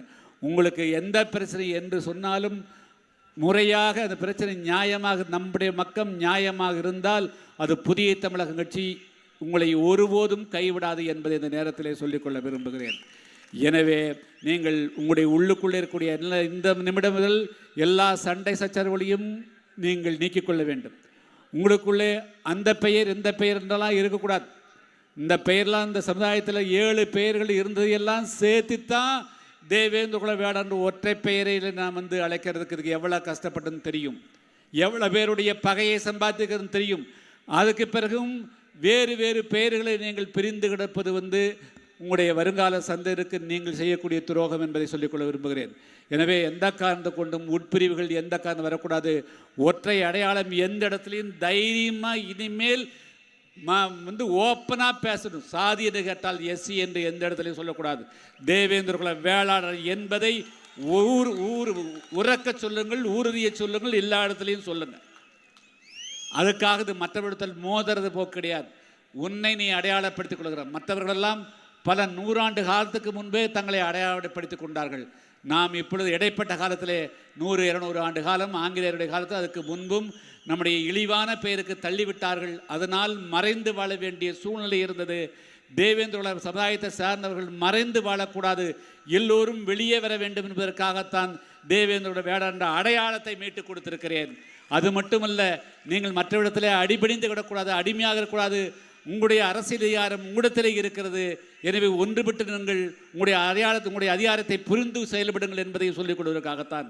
எனவே சமுதாயம் என்று சொன்னால் தேவேந்திர குல வேளாளர், அரசியல் என்று சொன்னால் புதிய தமிழகமாக ஒன்றுபடுங்கள் என்று கேட்டுக்கொண்டு இந்த மாநாட்டை சிறப்புரை செய்த அனைவருக்கும் நன்றி கூறி மீண்டும் உங்களை எல்லாம் விரைவில் சட்டமன்ற தொகுதி வாரியாக வருவேன். இந்த தேர்தலில் கணிசமான வெற்றிகளை தமிழ்நாடெங்கும் அனைத்து பகுதிகளிலும் போட்டியிடுவோம். எங்கெல்லாம் போட்டியிடுகிறோம் அங்கே சரியாக நீங்கள் பணி செய்து வெற்றியடைய செய்யணும். அதே போல் நம்மளுக்கு அவர்கள் நம்ம பகுதியில் போட்டியிடுகின்ற பொழுது நீங்கள் வேறு பகுதியில் இருக்கக்கூடியவர்கள் நம்ம போட்டியிடாத இருக்கக்கூடிய இடத்துல நீங்கள் கேட்கணும், நான் புதிய தமிழகம் போட்டியிடக்கூடிய பகுதியில் போய் நீங்கள் ஒர்க் பண்ணிட்டுங்க வா அப்படின்னு நீங்கள் சொல்லணும். நீங்கள் நம்ம கூட்டணி என்று சொன்ன உடனேயே அவங்களுக்கு ஆர்த்தி எடுக்கிறீங்க, வரவேற்பு கொடுத்துறீங்க. அதுலேயே அவங்க உங்களை ஏமாற்றி விடலாம் என்று கருதுகிறார்கள். இனிமேல் நம்முடைய தாய்மார்கள் பெரியோர்கள் எச்சரிக்கையாக இருக்க வேண்டியது, நாம் போட்டியிடக்கூடிய தொகுதியில் அந்த கட்சிக்காரன் ஒர்க் பண்ணுறானா இல்லையான்னு செக்அப் பண்ணு. அதுதான் நீங்கள் முக்கியமாக செய்ய வேண்டிய மிக முக்கியமான பணி என்பதை சொல்லிக்கொண்டு நாம் மிகப்பெரிய ஒரு நோக்கத்தோடு லட்சியத்தோடு இந்த மாநாட்டை கூட்டினோம். இந்த மாநாடு மிகப்பெரிய வெற்றியாக அமைந்திருக்கு. பாடுபட்ட அனைவருக்கும் நன்றியை கூறி இப்பொழுது தீர்மானங்கள் இருக்கிறது. இந்த தீர்மானங்களையும் நீங்கள் கேட்டுவிட்டு தான் நகர வேண்டும் என்று கேட்டுக்கொள்கிறேன். இந்த மாநாட்டிலே பங்கு பெற்ற அனைத்து உள்ளங்களுக்கும் நன்றி கூறி விடைகிறேன். வணக்கம். மாநாட்டு தீர்மானத்தை நானே படிச்சிடுறேன். இந்திய அரசியல் சாசனத்தின்படி தீண்டாமை ஒழிக்கப்பட்டிருந்தால் தமிழகத்தில் ஏதோ ஒரு பகுதியில் நாள்தோறும் பட்டியல் மக்கள் ஒரு கொலையோ பாலியல் வன்கொடுமை அல்லது குடிசேரிப்பு நடைபெறாத நாளையில் என்ற நிலையை நீண்ட காலமாக நீடித்தது. குறிப்பாக 1995ஆம் ஆண்டு வரை தேவேந்திர உள்ளிட்ட பட்டியலின் சமூக மக்கள் மீது எண்ணற்ற வன்கொடுமைகள் ஏவப்பட்டன. சேலத்தில் உள்ள ஒரு பள்ளியில் பொதுப்பானியில் தண்ணீர் எடுத்து கொடுத்திருக்க தனம் என்ற சிறுமியின் கண்கள் அப்பள்ளி ஆசிரியரால் பறிக்கப்பட்டு குருடாக்கப்பட்ட கொடூரம் அரங்கேறியது. சிதம்பரத்தில் பத்மினி காவல் நிலையத்திலேயே வன்கொடுமைக்கு உள்ளாக்கப்பட்டார். கொடியங்குளத்தை சுற்றியுள்ள 30க்கும் மேற்பட்ட கிராமங்கள் காவல்துறையால் சூறையாடப்பட்டன. தங்களுக்கு ஏற்பட்ட அந்த அவலங்களை தட்டி கேட்க நாதியத்தை இருந்த காலம் இருந்தது. அத்தகைய சூழல்தான் மண்ணுரிமை, மனிதுரிமை, வாழ்வுரிமை என்ற 3 முக்கியமான லட்சியங்களோடு புதிய தமிழக கட்சி உருவாக்கப்பட்டது. சாதிய கொடுமைகளுக்கு மதம் மாற்றமே தீர்வு என்றிருந்த நிலையை மாற்றி எதிர்த்து போராடுவது தீர்வு என்ற தாரக மந்திரத்தை தமிழக அரசில் புதிய தமிழக கட்சி உருவாக்கியது. இதைத் தொடர்ந்து ஒடுக்கப்பட்ட மக்கள் கொத்து கொத்தாக அனைத்து அரசியல் கட்சியிலிருந்தும் வெளியேறி தங்களுக்கான இயக்கத்தில் தங்களை இணைத்துக் கொண்டனர். அதன் பின்னர் தமிழகத்தில் 20 விழுக்காடு மக்களின் சமூக அரசியல் பொருளாதார நிலை குறித்து பொதுவெளியில் விவாதங்கள் எழுந்தன. தமிழகத்தை தாண்டி உலகெங்கும் பேசக்கூடிய ஒரு இயக்கமாக புதிய தமிழக கட்சி கோலோச்சியது. கடந்த 30 ஆண்டுகளில் நாம் ஏற்றுக்கொண்ட மண்ணுரிமை, வாழ்வுரிமை, மனித உரிமை தளத்தில் பெரும் சாதனை நிகழ்த்தியுள்ளோம். எனினும் அரசியல், பொருளாதாரம் மற்றும் சமூக தளங்களில் சம உரிமை, சமபங்கு என்ற நமது தலையாய லட்சியத்தை அடைய தொடர் போராட்டம் நடத்தி வருகிறோம். அந்த உயிரிய லட்சியத்தை அடைய அரசியல் நம் கையில் வந்து சேர வேண்டும். எனவே அரசியல் வென்றிருக்கிற அடுத்த கட்ட பாய்ச்சலுக்கு நம்மை ஆயத்தப்படுத்த மாநாட்டின் தலையாய நோக்கமாகும். தேவேந்திர குல வேளாளர் அரசாணை பெற்றுத்தந்த நாயருக்கு நன்றி அறிவிப்பு. அது நமக்கு நன்றி அறிவிக்கக்கூடிய ஒரு தீர்மானம். 2வது, அந்த தீர்மானம் 7 உட்பிரிவுகளில் பெயர்களிலும் பல்வேறு சமூக மற்றும் அரசியல் இயக்கங்களிலும் சிதறுண்டு கிடந்த மக்களை உணர்வூட்டி ஒன்றுபடுத்தவும் சாதிய கொடுமைகளிலிருந்து பாதுகாக்கவும் மக்களின் அரசியல் பொருளாதார சமூக பண்பாட்டு மேன்மைக்காகவும் 1975ஆம் ஆண்டு மதுரை மருத்துவர்களில் பெய்கின்ற மாணவ பருவம் தொட்டு மிசா உள்ளிட்ட எத்தனையோ சிறைவாசங்கள் வழக்கில் சாதிய வன்மையாளர்கள் கொலைவெறி தாக்குதல்கள் சொந்த சமூகத்துக்குள்ளும் பிற அரசியலுக்கு இருந்தும் அந்த துரோகங்கள் தொல்லைகள் துன்பங்கள் அனைத்தையும் தாங்கி வெற்றி பெற்று சட்டமன்றம் சங்காலத்தில் தனித்து நின்று முழங்கியும் மற்ற தருணங்களில் மக்களோடு நின்று போராடியும் பல்வேறு கடினமான சூழல்களும் எவ்வித சமரசத்துக்குமின்றி ஏறக்குறைய 50 ஆண்டு காலம் தன்னை அர்ப்பணித்து கோடான மருதநில மக்களுக்கு தேவேந்திர என்னும் ஆளுமிக்க முகம் வீடு தந்த தர்மசக்தி எங்கள் தலைவர் டாக்டர் ஐயா அவர்களுக்கு மாநாட்டின் கோடானுடைய நன்றி தெரிவிக்கப்படுகிறது. அடுத்தது மிக முக்கியமான தீர்மானம், ஒற்றை அடையாளத்தில் ஒரே தலைமையங்கள் ஒன்றுபடுவோம். ஏறக்குறைய 5000 ஆண்டுகளுக்கு முன்பு தமிழ் இலக்கண இலக்கியங்களில் முன்னோடியான தொல்காப்பியத்தில் தமிழ் நிலமும் அதில் வாழ்ந்த மக்களும் குறிஞ்சி, முல்லை, மருதன், நெய்தல், பால் என்ற ஐவகைப்படுத்தப்பட்டனர். தேவேந்திர வேளாளர் மருத நிலத்தில் உழவு தொழில் செய்து வாழ்ந்த பூர்வகுடி மக்கள் ஆவர். காலப்போக்கில் இருந்த அந்நிய படையெடுப்புகளால் ஆற்றுப்படைகளில் நெல்லும் கரும்பும் விளைவித்து வாழ்ந்த இம்மக்களின் நிலங்கள் பறிக்கப்பட்டு அவர்கள் அதே நேரத்தில் அடிமை நிலைக்கு தள்ளப்பட்டனர். தொடர்ந்து வந்த பிரிட்டிஷ் ஆட்சியாளர் உழவர்குடி மருதன மக்களை திட்டமிட்ட பல தொழிற்சாதி பெயர்களாக பிரித்து தேவேந்திர வேளாளர் என்னும் பூர்வீக அடையாளத்தை அளித்தனர். இப்பிரிவினை அம்மக்களின் ஒற்றுமை, கண்ணியம் மற்றும் அரசியல் நனவை செலுத்தி விட்டது. சுதந்திரத்துக்கு வந்த ஆட்சியாளரும் இதே பிரிவை தொடர்ந்தனர். இது கல்வி மற்றும் பொதுத்துறை அதிகார பதிவுகளில் காலத்துவ அடையாளங்கள் நினைத்திருக்க வழிவகுத்தது. ஏறக்குறைய 1.5 கோடிக்கு மேற்பட்ட மக்கள் பல பெயர்களால் துண்டாக்கப்பட்டதால் பல தலைமுறைகளாக ஆழ்மனதில் தாழ்வு சிக்கல்களை உருவாக்கியது. பல தலைமுறைகளாக ஏற்பட்ட அவமானங்களும் உரிமைகள் மறுக்கப்பட்டதும் அரசியல் தரத்தை வெகு தூரம் மக்களை பின்னுக்கு தள்ளியதோடு ஈவிரக்கமற்ற சுரண்டலுக்கு ஆளாகிறது. எனவே காலத்தால் மறைக்கப்பட்ட தேவேந்திர வேட அடையாளத்தை உயர்த்தி பிடிப்பதும் அந்த ஒற்றை அடையாளத்தில் உலகம் உள்ள தேவேந்திர வேட ஒரு தலைமைகள் ஒருங்கிணைந்தும் வரலாற்று கட்டாயமான மாநாடு கருதுகிறது. ஒன்றுவிட்டால் உண்டு வாழ்வு, ஒற்றுமை நீங்கள் தாழ்வு என்ற முதுமொழிக்கேற்ப உலகெங்கும் உள்ள தேவேந்திர வேடர்கள் பல்வேறு சமூக இயக்கம் அரசியல் கட்சிகளுக்கும் அடைபட்டு கிடைக்காமல் அரசியல் மற்றும் பண்பாட்டு தளங்களில் இழந்த பெருமளை மீட்டு ஆட்சி அதிகாரத்தில் அமர்ந்திட தலைவர் டாக்டர் ஐயா அவர்கள் தலைமையில் ஓரணியில் திரண்டிடவும் நமது சமூக அடையாளமாக தேவேந்திர வேடர் அரசியல் அடையாளமாக புதிய தமிழ் தாரக மந்திரத்தை அனைவரும் கடைப்பிடிக்கும் நாடு அறைகூவல் விடுக்கிறது. மூன்றாவது தீர்மானம், தேவேந்திர வேட என்ற பெயர் இயற்கையானது, இறுதியானது, மாற்ற முடியாது. இதில் எவ்வித சமரசத்திற்கும் இடமில்லை என்று மன்னாடு பிரகடனப்படுத்துகிறது. அடுத்து, தேவேந்திர வேளாளர் பெயர் மாற்றம் அனைத்து தமிழ் குடிகளும் வரவேற்க வேண்டும். தேவேந்திர பெயர் மாற்றம் என்பது தமிழ் குடிகளில் இடைப்பட்ட காலத்தில் உருவான பிணக்குகளை நீக்கி ஒரு பிணைப்பை உருவாக்கி சாதி, மத, வர்க்கபேதமற்ற தமிழ் பேரினமாக எழுந்திட வழிவகுக்கும். எனவே அனைத்து தமிழ் குடிமக்களும் தேவேந்திர குல வேளாளர் என்ற பெயர் மாற்றத்தை முழு மனதோடு வரவேற்க நாடு கேட்டுக்கொள்கிறது. அடுத்தது, பெயர் மாற்ற சான்றிதழ் உடனடியாக வழங்க வேண்டும். மத்திய மாநில அரசுகளின் அதிகாரப்பூர்வ ஆவணங்கள், கல்வி நிறுவனம், பாடப்புத்தகங்கள் மற்றும் பள்ளி சான்றிதழ்கள் அடுத்த 6 மாத காலத்திற்குள் தேவேந்திர குல வேளாளர் என பெயர் மாற்றம் செய்யப்பட வேண்டும் எனவும், முந்தைய பல்வேறு பெயர்கள் அனைவரும் தேவேந்திர வேளாளர் பெயர் மாற்ற சான்றிதழ் வருவாய்த்துறை அவரவர் இல்லங்களுக்கே சென்று வழங்கிடவும் இம்மாநாடு வலியுறுத்துகிறது. தேவேந்திர பெயர் மீட்பு கண்ணியத்தை பாதுகாக்க வேண்டும். தேவேந்திர அடையாள மீட்பு அல்லது மறுசீரமைப்பு என்பது தற்பெருமை பேசுவதற்கான பொருள் அல்ல, வேறு எந்த சாதி குழுக்களுக்கும் எதிரானதல்ல, மாறாக ஒரு மாபெரும் சமூகத்தின் விடுதலையின் அடையாள சின்னம். எனவே தேவேந்திர வேளாளர் இளைஞர்களும் தாய்மார்களும் பெரியோர்களும் கற்றிருந்தும் தலைவர் டாக்டர் ஐயா அவர்களின் தேவேந்திர வேளாளர் பெயர் மீட்பு வரலாற்று சாதனையை பேணி பாதுகாத்து எதிர்கால சந்ததியில் என்றென்றும் ஒன்றுபட்டு தேவேந்திர வேணும் கண்ணியமான அடையாளத்தை தலைமுறைக்கும் முன்னெடுத்து செல்லும் மாநாடு அறைகோவல் விடுக்கிறது. 7.5% இடஒதுக்கீட்டுடன் பட்டியல் வெளியேற்றம். தேவேந்திர வேளாளர் வரலாற்று ரீதியாக விவசாயத்தை பிரதானமாக கொண்ட சமூகமாக இருப்பதால் பிரிட்டிஷ் ஆட்சியில் கூட பஞ்சவர் பட்டியலில் இடம்பெறாமல் தேவேந்திர தனித்தடையாளர் வந்தான் உரிமைகள் பெற்றதாக அரசு ஆவணம் தெரிவிக்கிறார்.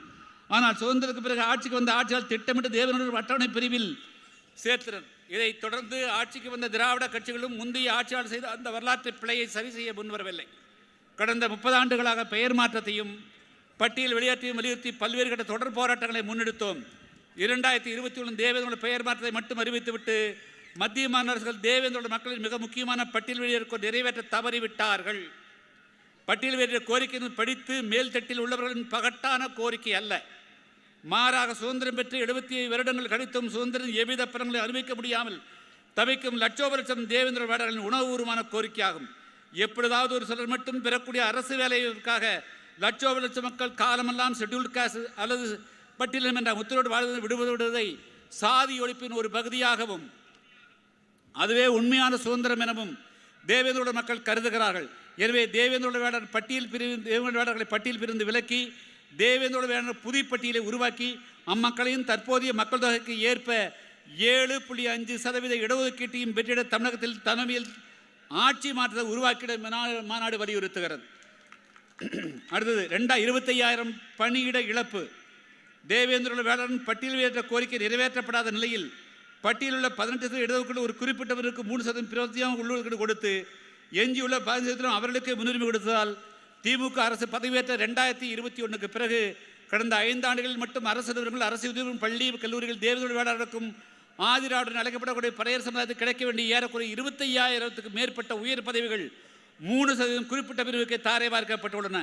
தேவேந்திரோட வேளாளர்கள் மற்றும் ஆதரவுக்கான சட்ட ரீதியான பங்கு குறித்து கடந்த ஆகஸ்ட் மாதம் உச்சநீதிமன்றம் வழங்கிய தீர்ப்பையை மீறி அக்குறிப்பிட்ட பிரிவுக்கு வாரி வழங்கி கொடுத்த இம்மாநாடு வன்மையாக கண்டிக்கிறது. தேவேந்திரோட வேளாளர் மற்றும் ஆதரவாளர் உரிமையை பறித்தால் ஏற்பட்ட இழப்பீட்டை ஈடுகட்ட அவர்களின் மறுவாழ்விற்கு 25,000 கோடியை அரசு ஒதுக்கீடு செய்ய வேண்டும் என இம்மாநாடு வலியுறுத்துகிறது. அடுத்து உலக தேவேந்திர ஒருங்கிணைப்பு மையம். இம்மண்ணின் மூத்த தமிழ்குடி மக்களான தேவேந்திரோட வேளாளர்கள் மக்கள் இடைப்பட்ட காலத்தில் பல உட்பிரிவுகளாக பிரிக்கப்பட்டதால் ஒரே கிராமத்துக்குள்ளும் அடுத்தடுத்த கிராமங்கள் மற்றும் மாவட்டங்களுக்கு இடையே ஒருங்கிணைப்பு இல்லாத சூழ்நிலை உணர்கிறோம். எனவே வீழ்ந்திடக்கூடிய சமுதாயம் மீண்டெழ வேண்டுமென்றால் டாக்டர் ஐயாவின் தலைமையில் அமைய உள்ள உலக தேவேந்திர ஒருங்கிணைப்பு மையத்தோடு தேவேந்திரோட வேளாளர்கள் வாழும் கிராமங்கள் தங்களை இணைத்துக் கொள்ளுமாறு அனைத்து தேவேந்திரர்களுக்கும் அழைப்பு விடுக்கிறது. ஒருங்கிணைப்பு மையம் மதுரை மையம் கொண்டு செல்லப்படும். அதற்கான அலுவலகம் விரைவில் தொடங்கப்படும். எனவே ஆங்காங்கு சிறுகிடக்கு அமைப்புகளை உலக தேவேந்திர ஒருங்கிணைப்பு மையத்தோடு அங்கமாக மாற்றிட வேண்டும் விடுக்கப்படுகிறது. அடுத்த நேரமின்மையின் காரணமாக முக்கியமாக ஒரு தீர்மானம், அதாவது நம்முடைய இந்த மாநாட்டினுடைய பிரகடனமாக முக்கியமாக அதை வாசித்து மாநாட்டை நிறைவு செய்ய விரும்புகிறோம். முக்கியம் அறைகூவல் மற்றும் பிரகடனம். தேவேந்திரோட வேளாளர்கள் தமிழகத்தில் 25க்கு மேற்பட்ட மாவட்டங்களில் பரவலாக பரகி மிக பெரும் வாக்கு சக்தியாக இருப்பினும் இன்னும் ஆங்காங்கே துண்டு துண்டாக பல கட்சிகளாக பிரிக்கப்பட்டு கிடப்பதால் அரசியல் ரீதியாக அதிகாரமற்றவர்களாக உள்ளனர். தான் பிறந்த சமூகத்திற்கு எவ்விதத்திலும் பயனில்லாத போதும் என் கட்சி உன் கட்சி என்று சண்டை போட்டுக் கொண்டும் ஒரு சில நிகழ்வுகளுக்கும் ஆயிரங்களுக்கும் இந்த வாக்களை அப்படியே அள்ளி கொடுத்து விடுகிறோம். அவ்வாறு இருப்பினும் வெற்றி பெற்று செல்வர்கள் மீண்டும் இந்த கிராமத்தில் மக்களையோ திரும்பி கூட பார்ப்பதில்லை. இன்னும் ஆயிரக்கணக்கான கிராமங்களில் விலை கொடுத்து குடிநீர் வாங்கும் நிலையும் முறையான வடிகாலங்களுடன் மக்கள் வாழும் போது சுகாதார கேட்டாலும் 3 சென்ட் வீட்டு மனை கூட இல்லாலும் எல்லையற்ற வரிவின் காரணமாக பழுதாகி போன வீடு கூட பராமரிக்கப்படும் நிலை அவல்நிலைகளும் நம்முடைய மக்கள் வாழ்நிலை நீடிக்கிறது. கிராமங்களுக்கு மயான வசதி அல்லது மயானங்களுக்கு செல்லும் சாலை வசதி இல்லாமலும் பெரும்பாலான மக்கள் சொந்த விவசாயம் ஏதுமின்றி விவசாயத்தோட பரமையாளர்களும் வாழும் நிலை கொண்டது. இது வெறும் சொற்ப வருமானத்தையும் மக்கள் வாழும் அருகாமையிலே டாஸ்மாக் கடை திறந்து வைத்து சிறிய சேமிப்புகளையும் தட்டி பிரித்து நிரந்தர ஏழைகளாக வாழும் மோசமான நிலைக்கு தள்ளப்பட்டுள்ளனர். இது மட்டுமின்றி காவல்துறை, வருவாய்த்துறை, உள்ளாட்சி அமைப்புகளும் சாதி ரீதியாக செயல்படுவதால் நமது மக்கள் பல்வேறு வகையில் துன்புறுத்தப்படுகிறார்கள். நம் மக்களின் எந்த தேவைகளையும் பூர்த்தி செய்த இதுள்ள முன்னிலையில் நாம் இல்லை, உதவுவோரும் இல்லை. இந்த அவநிலைகளை மாற்றியமைக்க புதிய கட்சி அதிகாரத்துக்கு வர வேண்டும் என்பதே 7வது மாநில மாநாட்டின் லட்சியம், கோட்பாடு, கொள்கையாகும். 2026 தமிழக சட்டமன்றத்தில் நாம் எப்படி செயல்படுகிறோம் என்பதுதான் நமது எதிர்காலத்தையும் நமது எதிர்கால சந்ததியின் வருங்காலத்தையும் தீர்மானிக்கும். ஒவ்வொரு தேவேந்திரோட சமுதாயத்தை சார்ந்த தாய்களும் பெரியவர்களும் இளைஞர்களும் அரசு ஊழியர்களும் இன்னவரை தொழிலாளர்களும் ஒன்றுபட்டு செலவிட வேண்டிய நேரம் என்று நாம் கொஞ்சம் பின்னோக்கி பார்த்திட வேண்டும். சுதந்திரம் பெற்ற 70 ஆண்டு ஆழத்தில் நமக்கு எந்த சூழலும் எவரும் குரல் கொடுக்க முன்வரவில்லை. எனவே கடந்த 10 ஆண்டு வருடங்களாக நமக்கு சட்டமன்றத்தில் பிரதிநிதித்துவம் இல்லை. நாம் போராடி பெற்ற இடஒதுக்கீடு உரிமைகளும் மீட்ட சுதந்திரங்களும் பறிபோய்விட்டன. மீண்டும் தமிழகம் பழைய சாதி கட்டமைப்புக்குள் வந்துவிட்டது. சாதிய குழுமைகள் அரசியலின் ஆதரவோடு நடக்கின்றன. நமது வாக்களால் பதவி பெற்ற உள்ளாட்சி பிரதிநிதிகள், சட்டமன்ற உறுப்பினர்கள், நாடாளுமன்ற உறுப்பினர்கள், அமைச்சர்கள், பெருமக்கள் சொந்த சாதி பெற்று ஆட்பட்டு நம்மை உதாசீனப்படுத்தி ஏமாற்றி வருகிறார்கள். வாக்குகளை வாங்கி சென்றவர்கள் உயிரை செல்கிறார்கள். வாக்களித்து நாம் மதுராபாத் சென்று விட்டோம். இதுக்கெல்லாம் ஒரு முடிவு கட்டிய தீர வேண்டிய சந்தர்ப்பம் வந்துவிட்டது. இனியும் நாம் எடுத்துக்கொள்ளாமல் இருந்துவிடக்கூடாது. அற்ப சலுகைகளுக்காக நமது விலைபெற்ற வாக்களை ஊழல் சாதிய பேர்களுக்கு அடித்துவிடக்கூடாது. மதுவும் பிற போதை வசதிகள் நம்மை மீண்டும் அடிமைப்படுத்தி அனுமதிக்கூடாது. கடந்த 5 ஆண்டில் நாம் என்றும் இல்லாத வீழ்ச்சியும் தாட்சியும் கண்டு வருகிறோம். ஸ்டாலின் அரசாங்கம் முற்றிலும் தேவேந்திர மக்களுக்கு விரோதமான அரசாங்கமாக மாறிவிட்டது. அவன் அகங்காரம் எல்லையேற்று போய்விட்டது. தமிழக ஆட்சி கட்டில் மீண்டும் அவர்களுக்கு கிஞ்சித்தும் தகுதியற்ற கட்சியாக மாறிவிட்டது. எனவே தேவேந்திரோட வேளாளர் மக்களுக்கு மற்றவரை காட்டிலும் திராவிட மாற்ற ஆட்சியை அப்புறப்படுத்த வேண்டிய அக்கறையும் அவசியம் 1000 காரணம் கொண்டு நாம் இப்பொழுது எழுந்து நிற்காவிட்டால் 2006 விட்டுவிட்டால் மீண்டும் இது போன்ற ஒரு அரிய சந்தர்ப்பம் அமைய 10 வருடமோ 20 வருடம் கூட ஆகலாம். அதற்குள் தேவேந்திரோட மக்களின் அனைத்து உரிமைகளும் வாழ்வார்களும் பறிபோய்விடும். நவ்வார் நவர், இப்பொழுது இல்லை என்றால் எப்பொழுது? எனவே இப்பொழுதே செயலாற்ற துவங்குங்கள். கடந்த 60 ஆண்டுகள் என்றுமில்லாத அளவில் தமிழ்நாட்டின் ஆட்சி மட்டத்திலும் ஆட்சியிலும் அதிகாரத்திலும் பங்களிக்கும் கூட்டணி ஆட்சி அமைவதற்கு உண்டான பிரகாச காலம் உருவாக்கியுள்ளது. ஆட்சி மாற்றத்துக்கு பிறகு நீ நான் என்று பலர் உருவேசுவார்கள். ஆனால் இன்று இருக்கக்கூடிய ஊழல் மலிந்த திமுக ஆட்சியை ஊழல் மலிந்த பொதுபோதை ஆட்சியை மாற்றியது புதிய தமிழகம் தேவேந்திர வாடகம் என்ற வரலாறு உருவாகட்டும். தமிழ்நாட்டில் ஆட்சி நிலத்திலும் பங்குன்ற கூட்டணி உருவாக்கிய வரலாற்று சாதனைக்கு தேவேந்திர வாடகம் புதிய தமிழகம் சொந்தம் கொண்டாடும் மகத்தான வரலாறு உருவாகட்டும். கடந்த 30 ஆண்டுகள் ஒரு முறை கூட நாங்கள் உள்ளிடத்தில் இதுபோன்ற அறிவுகள் விடுத்ததில்லை. எனவே நம்முடைய தேவேந்திர சமுதாயத்தை தாய்மார்கள் பெரியவர்கள் ஒன்றுபட்டு பாடுபடுங்கள். புதிய தமிழகத்தின் பின்னால் ஒன்றுபடுங்கள். 2026 புதிய தமிழகம் வெல்லட்டும். புதிய தமிழகம் ஆட்சியிலும் அதிகாரத்திலும் பங்கு பெறும் கூட்டணி ஆட்சி மலரட்டும். நன்றி, வணக்கம்.